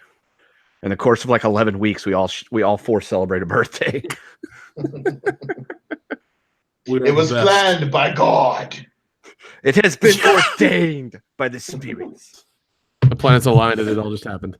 Yeah. Did you say it's been ordained by the Soviet Union? No, the spirits, but them too. I Soviet Union. I'm like, what? No, not even the Soviet Union, the USSR. Yeah, Lenin himself said, "I need one black guy. I need one half white, half black guy. I need one Samoan Indian." Are you from Chappie or something? Yes. Sound like a Neil Blomkamp. He's trying to do a Russian accent really badly. So chatty. Sound like you're fucking South African. I'm from the Midwest. Give me a break, shit. Big smile, Dion. Big smile. Big smile. Big smile. Big smile. You know, somebody request one of our Patreon commentaries, Dion. You got to make yourself available for us. Lethal Weapon 3. Oh, fuck yeah. My favorite one. You know this, man. I love those movies. Somebody requested it. It's gonna happen. It's gonna happen. Well, it's good to know Let's that when see. the Russians The aren't Big meddling Joe. in things, they're meddling in our The Big conception. Joe, awesome icon. He says, "Watch The Last Jedi drunk on opening night. Had to watch it again sober to make sure it was as bad as the first time. I thought it was. Yes, it was. Jeez. It was. Yes, it was. At least I you had the couldn't excuse to imagine. be I couldn't drunk. imagine being drunk and watching because then you just get angry and start hitting people near you.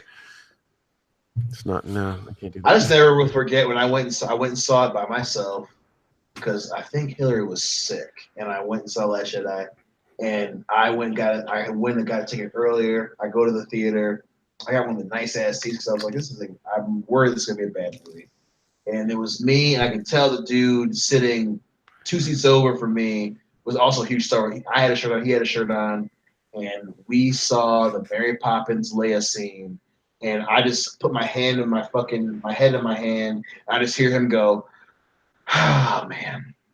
And we look at each other for a second, and we're just like, and we just look back at the screen and didn't say shit.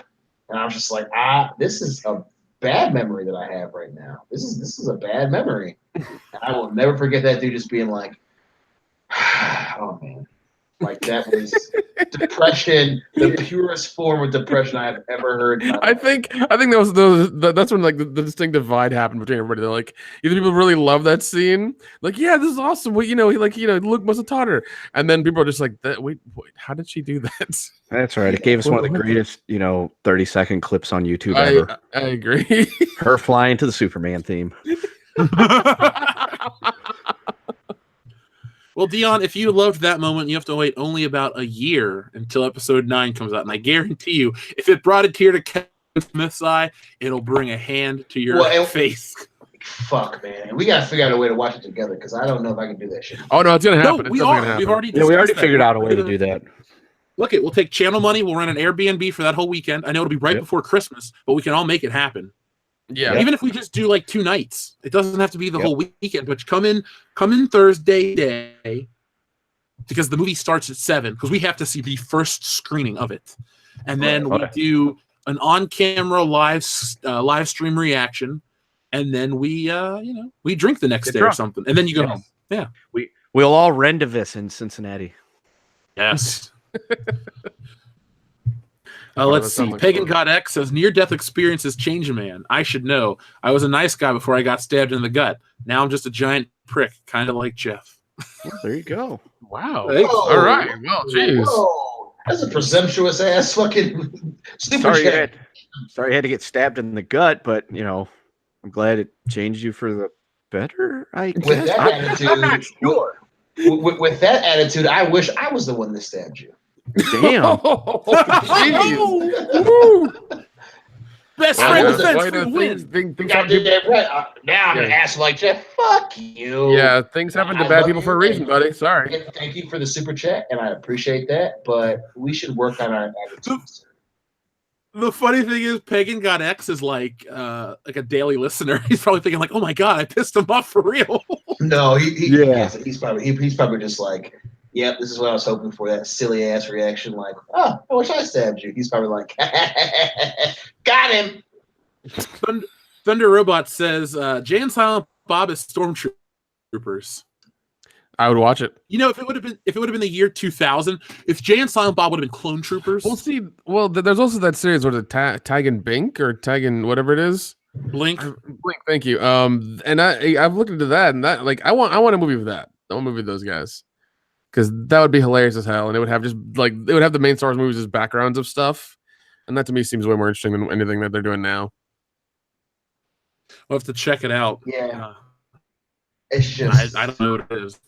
I just wish that we had a Star Wars that took risks like that. Like, oh my god, imagine because any Star Wars that would take that risk and make that type of a reference. If they're doing that, it has to be a good movie because for them to be aware enough to make a reference like, especially a niche reference like that with Jay and Silent Bob, it would be such a better movie because they wouldn't take things too seriously. They're still a Star Wars movie. I just wish we had that, and it sucks so much because now you have this. I have to make a statement, Star Wars, and that's all this is now, and it fucking just sucks. Like I gotta make a statement, and you got Kevin. I'm gonna make Kevin Smith lie about shit, That's where we are in Star Wars. Jeez. Let's see. December 2 says Rick McCallum says Kevin Smith is so dense. Is he also like poetry? Does he rhyme? Oh, and by the way, Pagan God X had an equally hilarious response. He just goes, "Don't turn me on." He gets it. Well, he is part of He the gets Wolfpack. me. Don't worry, Dion actually stabbed you with a knife, not anything else. Stabbed me with my meat sword. There we go. Yeah, now the show is demonetized. Dion Hey, threatened meat to sword's sexually not a- assault a fan. Yeah, I knew it was gonna happen one of these days. It's all right. I'll get the lawyer to put a statement out in the morning. All I right. was literally gonna be like, "That's not bad," and then threatened sexual. I was like, "God damn it, Dion Green didn't mean it. He was merely speaking while on Ambien. man!" If I worked, He was not himself. He had a stressful day at work, ladies and gentlemen. All right, give him a break. Give him a break. He'll be speaking with a counselor later this evening. Could you imagine if we replaced Dion with Roseanne Barr? No. What a weird episode that would be. That'd be That would- fucking crazy. There'd I be a would lot of get- surrealness going Yeah, on. I would just get belligerently let me get white girl wasted and just talk shit to her the whole time. I was getting a bunch of questions about her nut I farm. was just about the nut farm. I forgot that she said that. Holy shit, that was hilarious. Wait, hold on. What did you She say? was serious. She had a literal nut farm. Yeah. Like she was living in Hawaii, like growing pistachios or macadamias or Yeah. some shit. Oh my god, Yeah, Why? I don't know. because she's fucking crazy. she's nutty. Get out. Get out of here. I have the power to kick you. I know you do, but I still made the joke just because I could. I love the confidence with that joke too, because she's nutty. He just, Yeah. he just doesn't say that. I'm like, He walked up Yeah, and he you know, slammed you get that an on A the for the table and effort. said, "Here it is." Yeah, I'm sitting over here with my eyes all squinted. What a power move. God damn. Don't worry, Nick. In the comic book, I drew you with normal eyes. Oh, thanks, buddy. Yeah, Just, like what, I- what a power move. God damn. there he is. With a star shirt. Dion Green appears on screen. Let's see. Admiral Tiberius says, "Did you guys see the Nathan Fillion in the Uncharted short that was produced a while back? It was legitimately gave me hope. I did not see it. Yeah, I watched did. it. I watched it. And I watched it, but also understand I've never played an Uncharted game, so weird context. I do like Nathan Fillion. I feel like he can almost do anything and still be good at it. He's just crazy funny and crazy good. If they did something like that, it would be awesome, But then I did see that as well. Yep. yeah, but then the problem with that is then who shoots it and how do the rights go? Who gets the money? How do they divide it up? That whole thing is a problem. Then that's why video game movies are always in flux all the time. So Yeah, I I love remember the seeing Uncharted it. games. They are fun as shit. I've played one. I played part two. I watched more. Dude, you got to get the collection for 3. You got to get the Oh, 1 through no. 3 collection. Yes, I got that. That's actually the remaster ones for PS4. I'm going to do that. I promise. You might stop playing Red Dead Redemption to finish number 3 like I did. Shut up! Don't you talk shit about Arthur Morgan. But no, I did see that.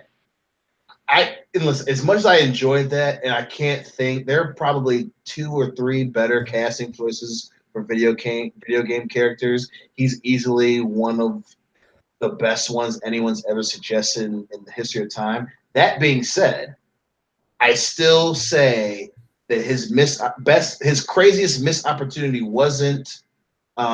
isn't the Nathan Drake series, but it's that bullshit from the Santa Clarita Diet. Him and Timothy Oliphant is fucking gold, and I will never forgive Drew Barrymore for that shit. I would have watched that show if he was on that goddamn show. oh That yeah, shit was I forgot he was in that show. I love Nathan Fillion. I don't give a shit what that motherfucker does. I didn't watch his new show because it looks terrible, but still, I love Nathan Fillion. The rookie about the He's a cop. yeah, the cop who's been divorced and he got out of his house and now he has to find a job and I want to be a cop. Who do you love more, Nathan Fillion or Alan Tudyk? Me? Ooh. Either of you guys. That's a hard question. Oh That's like shit! the hardest question of the day. Damn it! God damn, I don't know. I'm gonna True have to go question. Alan. Richard Donner's the answer. Yeah, that's what I was going to Baby, say. baby, go get a gun so you can point at me so I have to make a decision. I can't do it now. Oh god. Yeah. Alejandro Flores Ibarra, thank you very much. I'll have spent $25 tonight. So here's my final super chat for all. Jeff, would you let Fujiko Mine give you roadhead? Give you roadhead. Worth it. That was fucking worth. I don't know shit about how cars work, so I'm gonna say yes. Ladies and gentlemen, make sure you go watch that video and give him a like. Yep, Dale Yeah, we're Jepson. friends with the band. Dale Jepson and the Nighthawks. Yeah. Dale Jepson and the Nighthawks. So They are the official band of World Class Bullshitters for today. even though they don't know what they are, they're Yes. the band. Someone tweet them. I think they'll appreciate free publicity, Nick. So there you go. Yeah. Yeah, actually, let me go ahead and try to find the video and retweet it right now. Mm-hmm. Thank you very much, though, Alejandro Flores Ibarra. I appreciate all that you've done for the channel tonight. We will not forget you. Van Slattery, thank you very much. Blazing Saddles is on Netflix. Oh shit! I gotta watch There it. you go. It's a good Don't- movie. Yeah, don't tease me with a good time. We need to do a Western-themed hangout where we watch like 2 Westerns. If we watch westerns, we have to come up with a specific list because there are so Hold many on, bad hold on. ones. No. 2 movies you have to watch: Blazing Saddles and Wild Wild West. Done. Yeah. That's it. Cisco. We'll just watch those 2 movies and be happy. That's it. Jesus Christ, I can't Astaroth, thank you imagine. very much. Good evening, bullshitters. Continue talking. Take my money and enjoy some desk wine on me. Hopefully, it washes away the horrific thoughts caused by the impending garbage that is Captain Marvel. I love that. I just love that message. I approve of that entire thing. What do you guys say? Yeah, I just got a bottle of desk wine yesterday, so I'll drink it all day, all tomorrow. So Desk wine. Now, by the way, listeners, if you're wondering what desk wine is, it's a very specific type of wine. Nick, do you have your desk wine underneath your desk right now that you can tell them, or should we just wait for later? let's wait for later, man. Let's let them let's simmer a little bit. I think it's well, I'll just tell you next time because I don't remember off the top of my head. Basically, it's just wine. Obviously, you say, well, it's wine you keep under your desk. No, but it's a very specific brand of wine that we all drink because I got it for like $7 at a Kroger. And I was like, guys, this is the most delicious wine I've ever had. I drank a whole bottle by accident. Yeah, I drank like 2 bottles over Thanksgiving, and I was like, this is delicious. Now, were you classy and put it in a glass? Because I drank it straight. No. from the bottle. I drank it out of a solo cup. You are white trash. Your name is Chastity.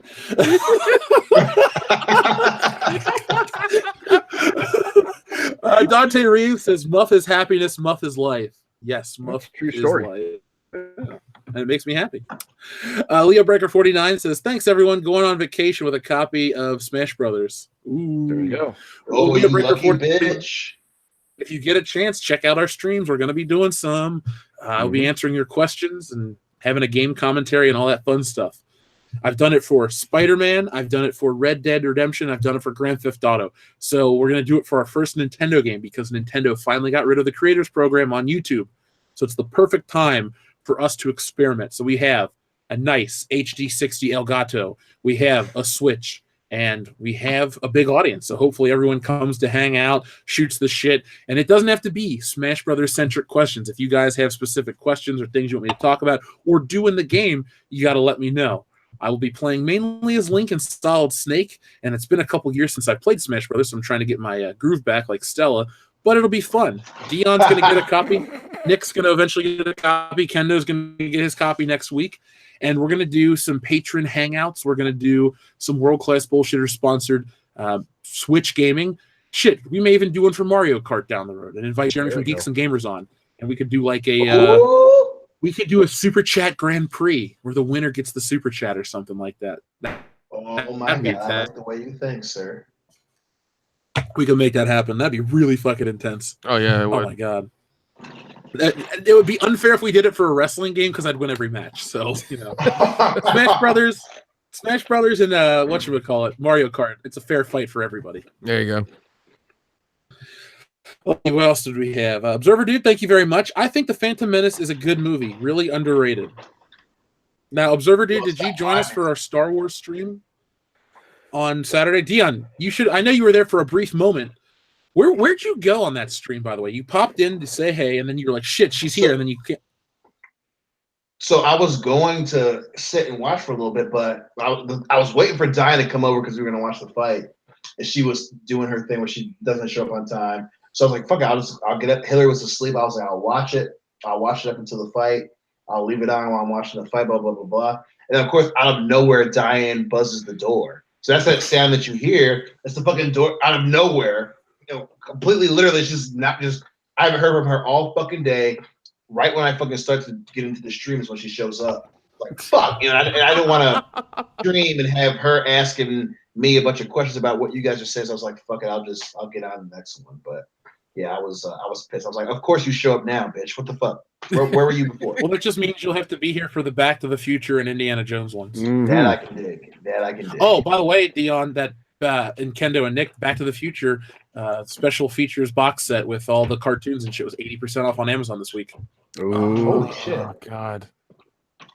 Let's see, Observer Dude. Though, to answer your question, to respond to your comment, I think the Phantom Menace is fine. The older I get, the less problems I have with it. Admittedly, probably my first complaint about it was it doesn't have Han Solo, Luke Skywalker, Princess Leia. And after I got over that, I found it to be the second best of the prequels. And if I'm ranking, what are there? 9 Star Wars movies now?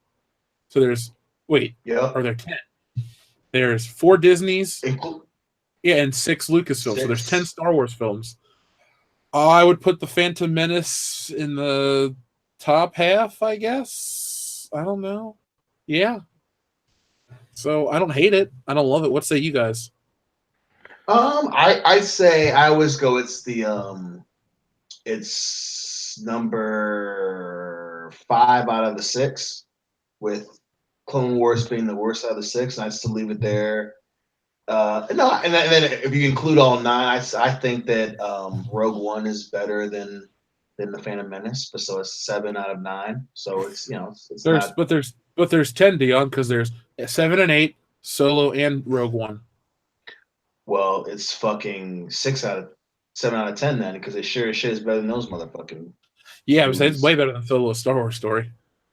God damn. Oh, yeah, definitely. I'm gonna turn my lightsaber on randomly.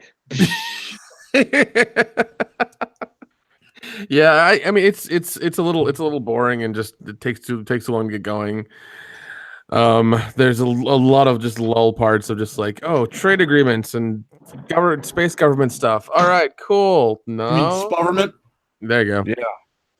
And I just don't care for it that much. I mean, the ending and like the pod racing are pretty fun, but other than that, in between is just like, man, just hurry up and get to it already. I'm done. And the music kicks ass. Yeah. Oh yeah, definitely. Let's see, where else were we at? Because let's see. Dante Reeves sent in 2 super chats that say, first off, says Revenge of the Sith is by far the best Star Wars movie in cinematic history. Revenge of the Sith is undoubtedly the most underrated Star Wars flick. Is the best? That's what Dante Reeves says. I'm going to disagree with part 1 and agree with part 2. Yes, it is the most underrated. I'll agree with that. That's crazy, man. It holds up incredibly well. I liked it when I saw it. I still like it now. I love it. I don't know when the only ones I get angry about anymore are the Disney era Star Wars flicks. So yes, I mean, like I said, and I've said this before on the show, Revenge of the Sith is them turning chicken shit into chicken salad, because the first 2 aren't great, but Revenge of the Sith I think is a great movie. And, I think it's definitely the most underrated. You've got great lightsaber battles. The action's great. The effects look fantastic. Outside of the murdering children and that weird shit between him and Padme with her being pregnant, it's a very good movie. But it's not even the best. It doesn't even touch the original trilogy. He doesn't kill children. He kills younglings. Yeah, and that's not children or younglings. They're Jedi, and he's a Sith. Right. Anytime you make Obi-Wan touch his beard, you've done something serious. You will go to the Dagobah system. There you kill younglings. Ben! No. Unlimited power. God, so much. So over the top. Could Wait, could is he that get what any more Kevin's dramatic? right about Palpatine came back? Oh my Yeah. god. Okay, 007 Cloud says, Jeff, you didn't read my super chat. Yes, 007 Cloud, I scrolled up and realized I didn't see your one. So 007 Cloud also says, Jeff, you have to stream the end for the Spidey game. Sure. I don't know how close I am, but I can do a Spider-Man stream for you guys. What? What the hell was that? It's my door. It's my door. Cool. You live by a porthole or something? Yeah. Yeah, I could do that. I don't plan on playing Spider-Man for a little bit. I'll be doing some Smash Brothers centric stuff because that's the hot game right now. Yeah, definitely. But I will do some more Spider-Man stream because admittedly it's very easy to stream on the PS4. All I do is plug in my head or my microphone to the PS4 and I pull up my chat window on my computer and so I can see what people are saying and I play the game. So I can do that for you, 007 Cloud. I can do that for you.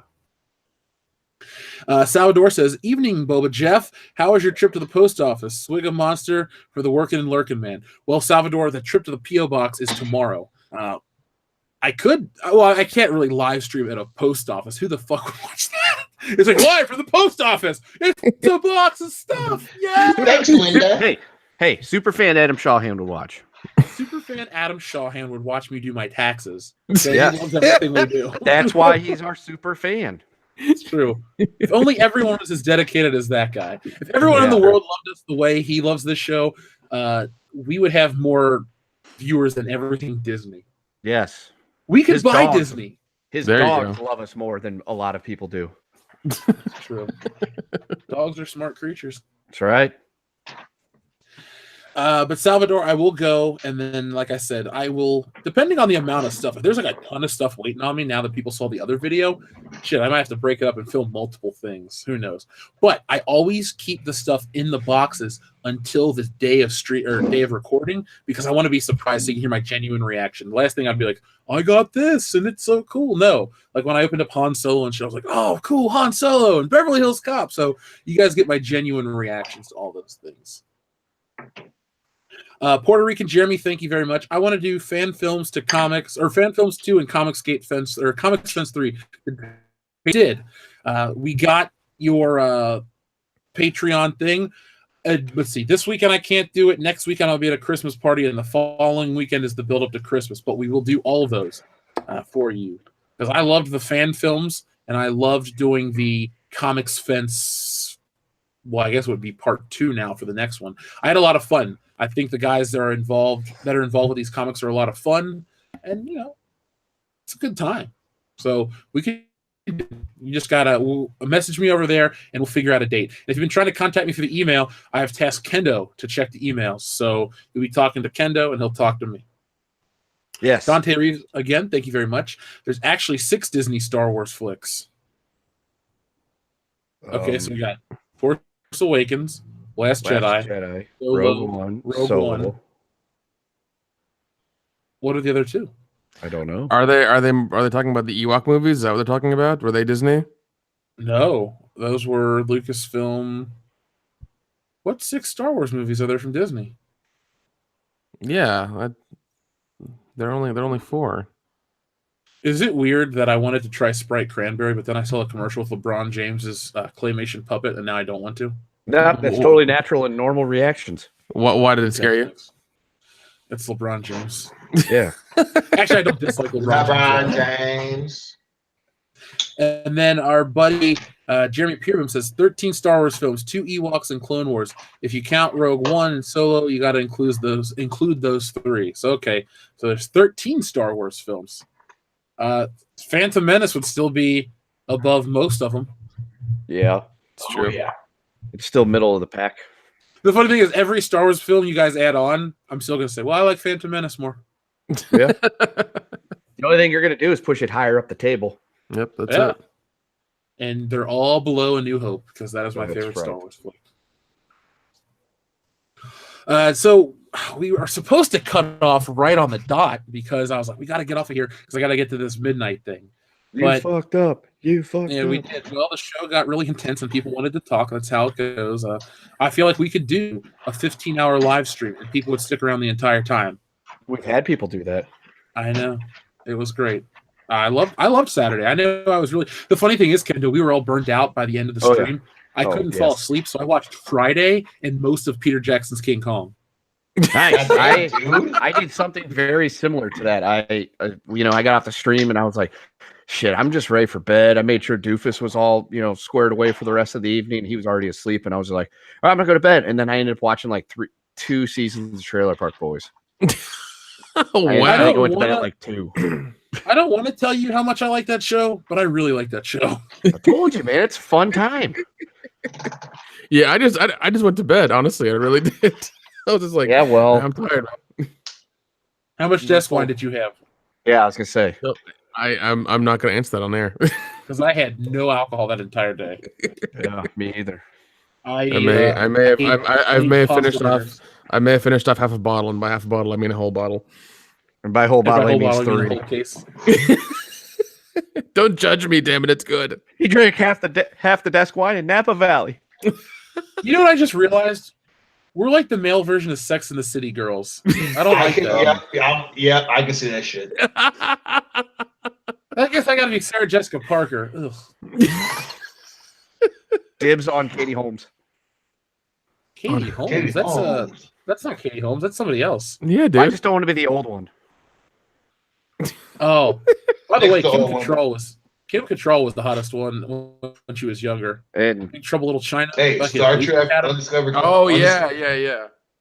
She's fine as shit. I got a picture of her to show you guys later. It's on Facebook. It's got. Well, we'll just talk about it off air. I'll tell it on after hours. Excuse me. So Pagan God X, thank you very much again. Sex and the City.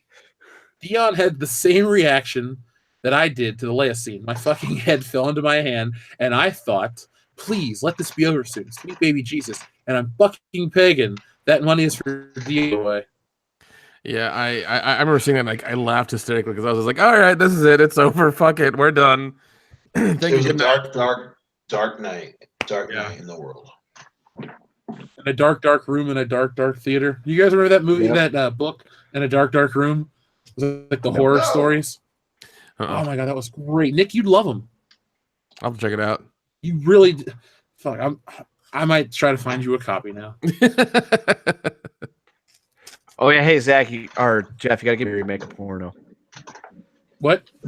Zach. I mean Jeff. I don't know who's that. Zach Morris. Am I trash now? Thanks, asshole. No, I was reminded you got to give me a copy of Zach and Miri. Sure, you remind me tomorrow. All right, can't promise that.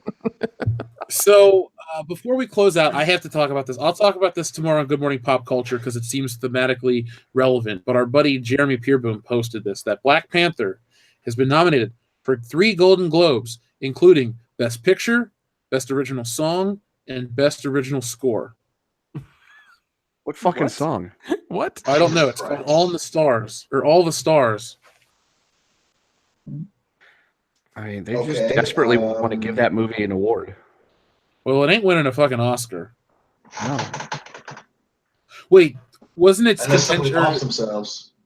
Wait, have already won the Oscar? Like the Kendrick Lamar song, All the Stars.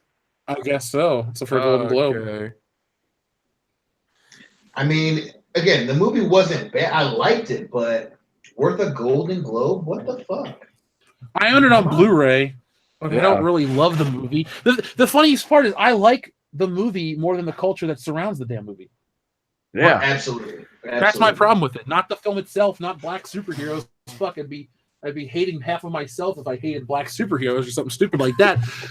Hell, I even told you this on air, Dion, in front of thousands of people. The movie made me not hate Michael B. Jordan. Exactly. Yes, you admitted to that shit. And that was a huge deal for you to say that. I know, man. That's like overcoming fucking, a shitty neighbor or something. That's big. I don't even know it. I have shitty neighbors. Trust me, I haven't overcome them yet. Oh my god. Yeah, we liked the movie. We thought the movie was good. But the culture surrounding it was just... Well, it did. I did my part. I saw the movie, I bought the Blu-ray, and I got my Black Panther action figure. I changed the world. Well, there you go. I changed the world. Hashtag proud of you. Hashtag, why the fuck is this movie up for a Golden Globe when the Infinity War film did not get one? Why did I call it the Infinity War? It was, look, Infinity War was a much better movie on every aspect. It goes way like the video game awards that are going on right now. Look it's all about the narrative. If they had the Zoe Quinn Depression Olympics game or Oppression Olympics game up against, I don't know, Red Dead Redemption, there would be articles out there that say Zoe Quinn's game is more of an achievement because blah, blah, blah, and the narrative behind her. But Red Dead Redemption beats on every technical level. You know, better story, better graphics. Like hers is a text-based game that has typos, but Red Dead Redemption is, you know, one of the most visually stunning games ever created. But there will be those people that, oh, the narrative, they buy into the stupid hype. That is what Black Panther is. People bought into the hype. And if you liked the movie, fine, more power to you. But to tell yourself that it was better than Infinity War or Winter Soldier or The Dark Knight and stuff like that, I think you're fucking crazy. Yeah. Well, it's not, and again, I'm all, I say this all the time. You know, everyone has opinions, but opinions can be fucking wrong. And this is an example of that. It's a good movie. I like it, but it does not have the emotional depth of Civil War or The Winter Soldier. It doesn't have the type of commentary that Civil War or The Dark Knight has. And people want it to so bad, but because they're black, it's not a good enough reason to win an award. I hate to break that to you. I hate to be the one to break it to you. Really, I don't, because you know you should fucking hear it from someone. I hope it's from me. But again, that's not enough. Again, Michael B. Jordan, you know, getting revenge and then saying "my people" a lot is not an in-depth emotional point made in the film. It's just not. And I hate to. And again, I hate to bring it up. But again, if you don't read comics, if you're not someone who has like understood the gravity of other films like Civil War or The Dark Knight, the commentary on society that it had, you know, as opposed to the low-hanging fruit in the beginning of the Black Panther, you know, I don't know what to fucking tell you. Like it's not worthy of those type of an awards. It's not that fucking amazing movie that changed the world. It's not. It's just not. No, it is not. Yeah, well, also remember something about the award shows. They're always bought. You know, these companies can put enough money to and buy stuff for the judges and treat the judges real nice, and then they'll be like, oh yeah, we'll totally give your movie an award or at least nominate it or whatever. That's all they are. Money grabs. That's all it is. Look, in closing, I'll say this: if you thought it was bad with Black Panther this year, well, wait till next year where Captain Marvel gets the same treatment. It's going to be all the same garbage and all the same comparison. What'd you say? She'll sweep the Oscars. She'll win every fucking award, even like shit that best foreign film, best foreign film. Yeah, best animated. Yeah, best animated movie. Best Captain Marvel comedy. Yeah. Well, we CGI'd her hair. It wasn't really on fire. We deserve the award because of women. Like what? Like, give my mom an Oscar. She's done more than Brie Larson in her life. Every woman out there, it's like, really? You made a movie for women. I'm sure there's women in way bigger struggles than I want to be in a movie. Yeah, the Hollywood and all these shit, this inclusion, the stuff that they think they're doing. Go live a day in the real world where somebody doesn't bring you coffee and cater to your every desire because they don't want to get fired. Go live in the real world for a couple of days and watch that your movies mean jack shit. Don't change the world and don't empower anybody. So if you want to go help women, go help them in third world countries. They're fine here. Yeah. Leo Breaker 49 has the final super chat of this stream. And hold on, I'll clarify what I mean by this stream in just a second. I have a sister-in-law that I need you to talk to, Dion. She's one of those SJWs. Seriously. I would love to. Fucking love to. I'll chip into the conversation too. Superfan Adam Shawhan knows what that means.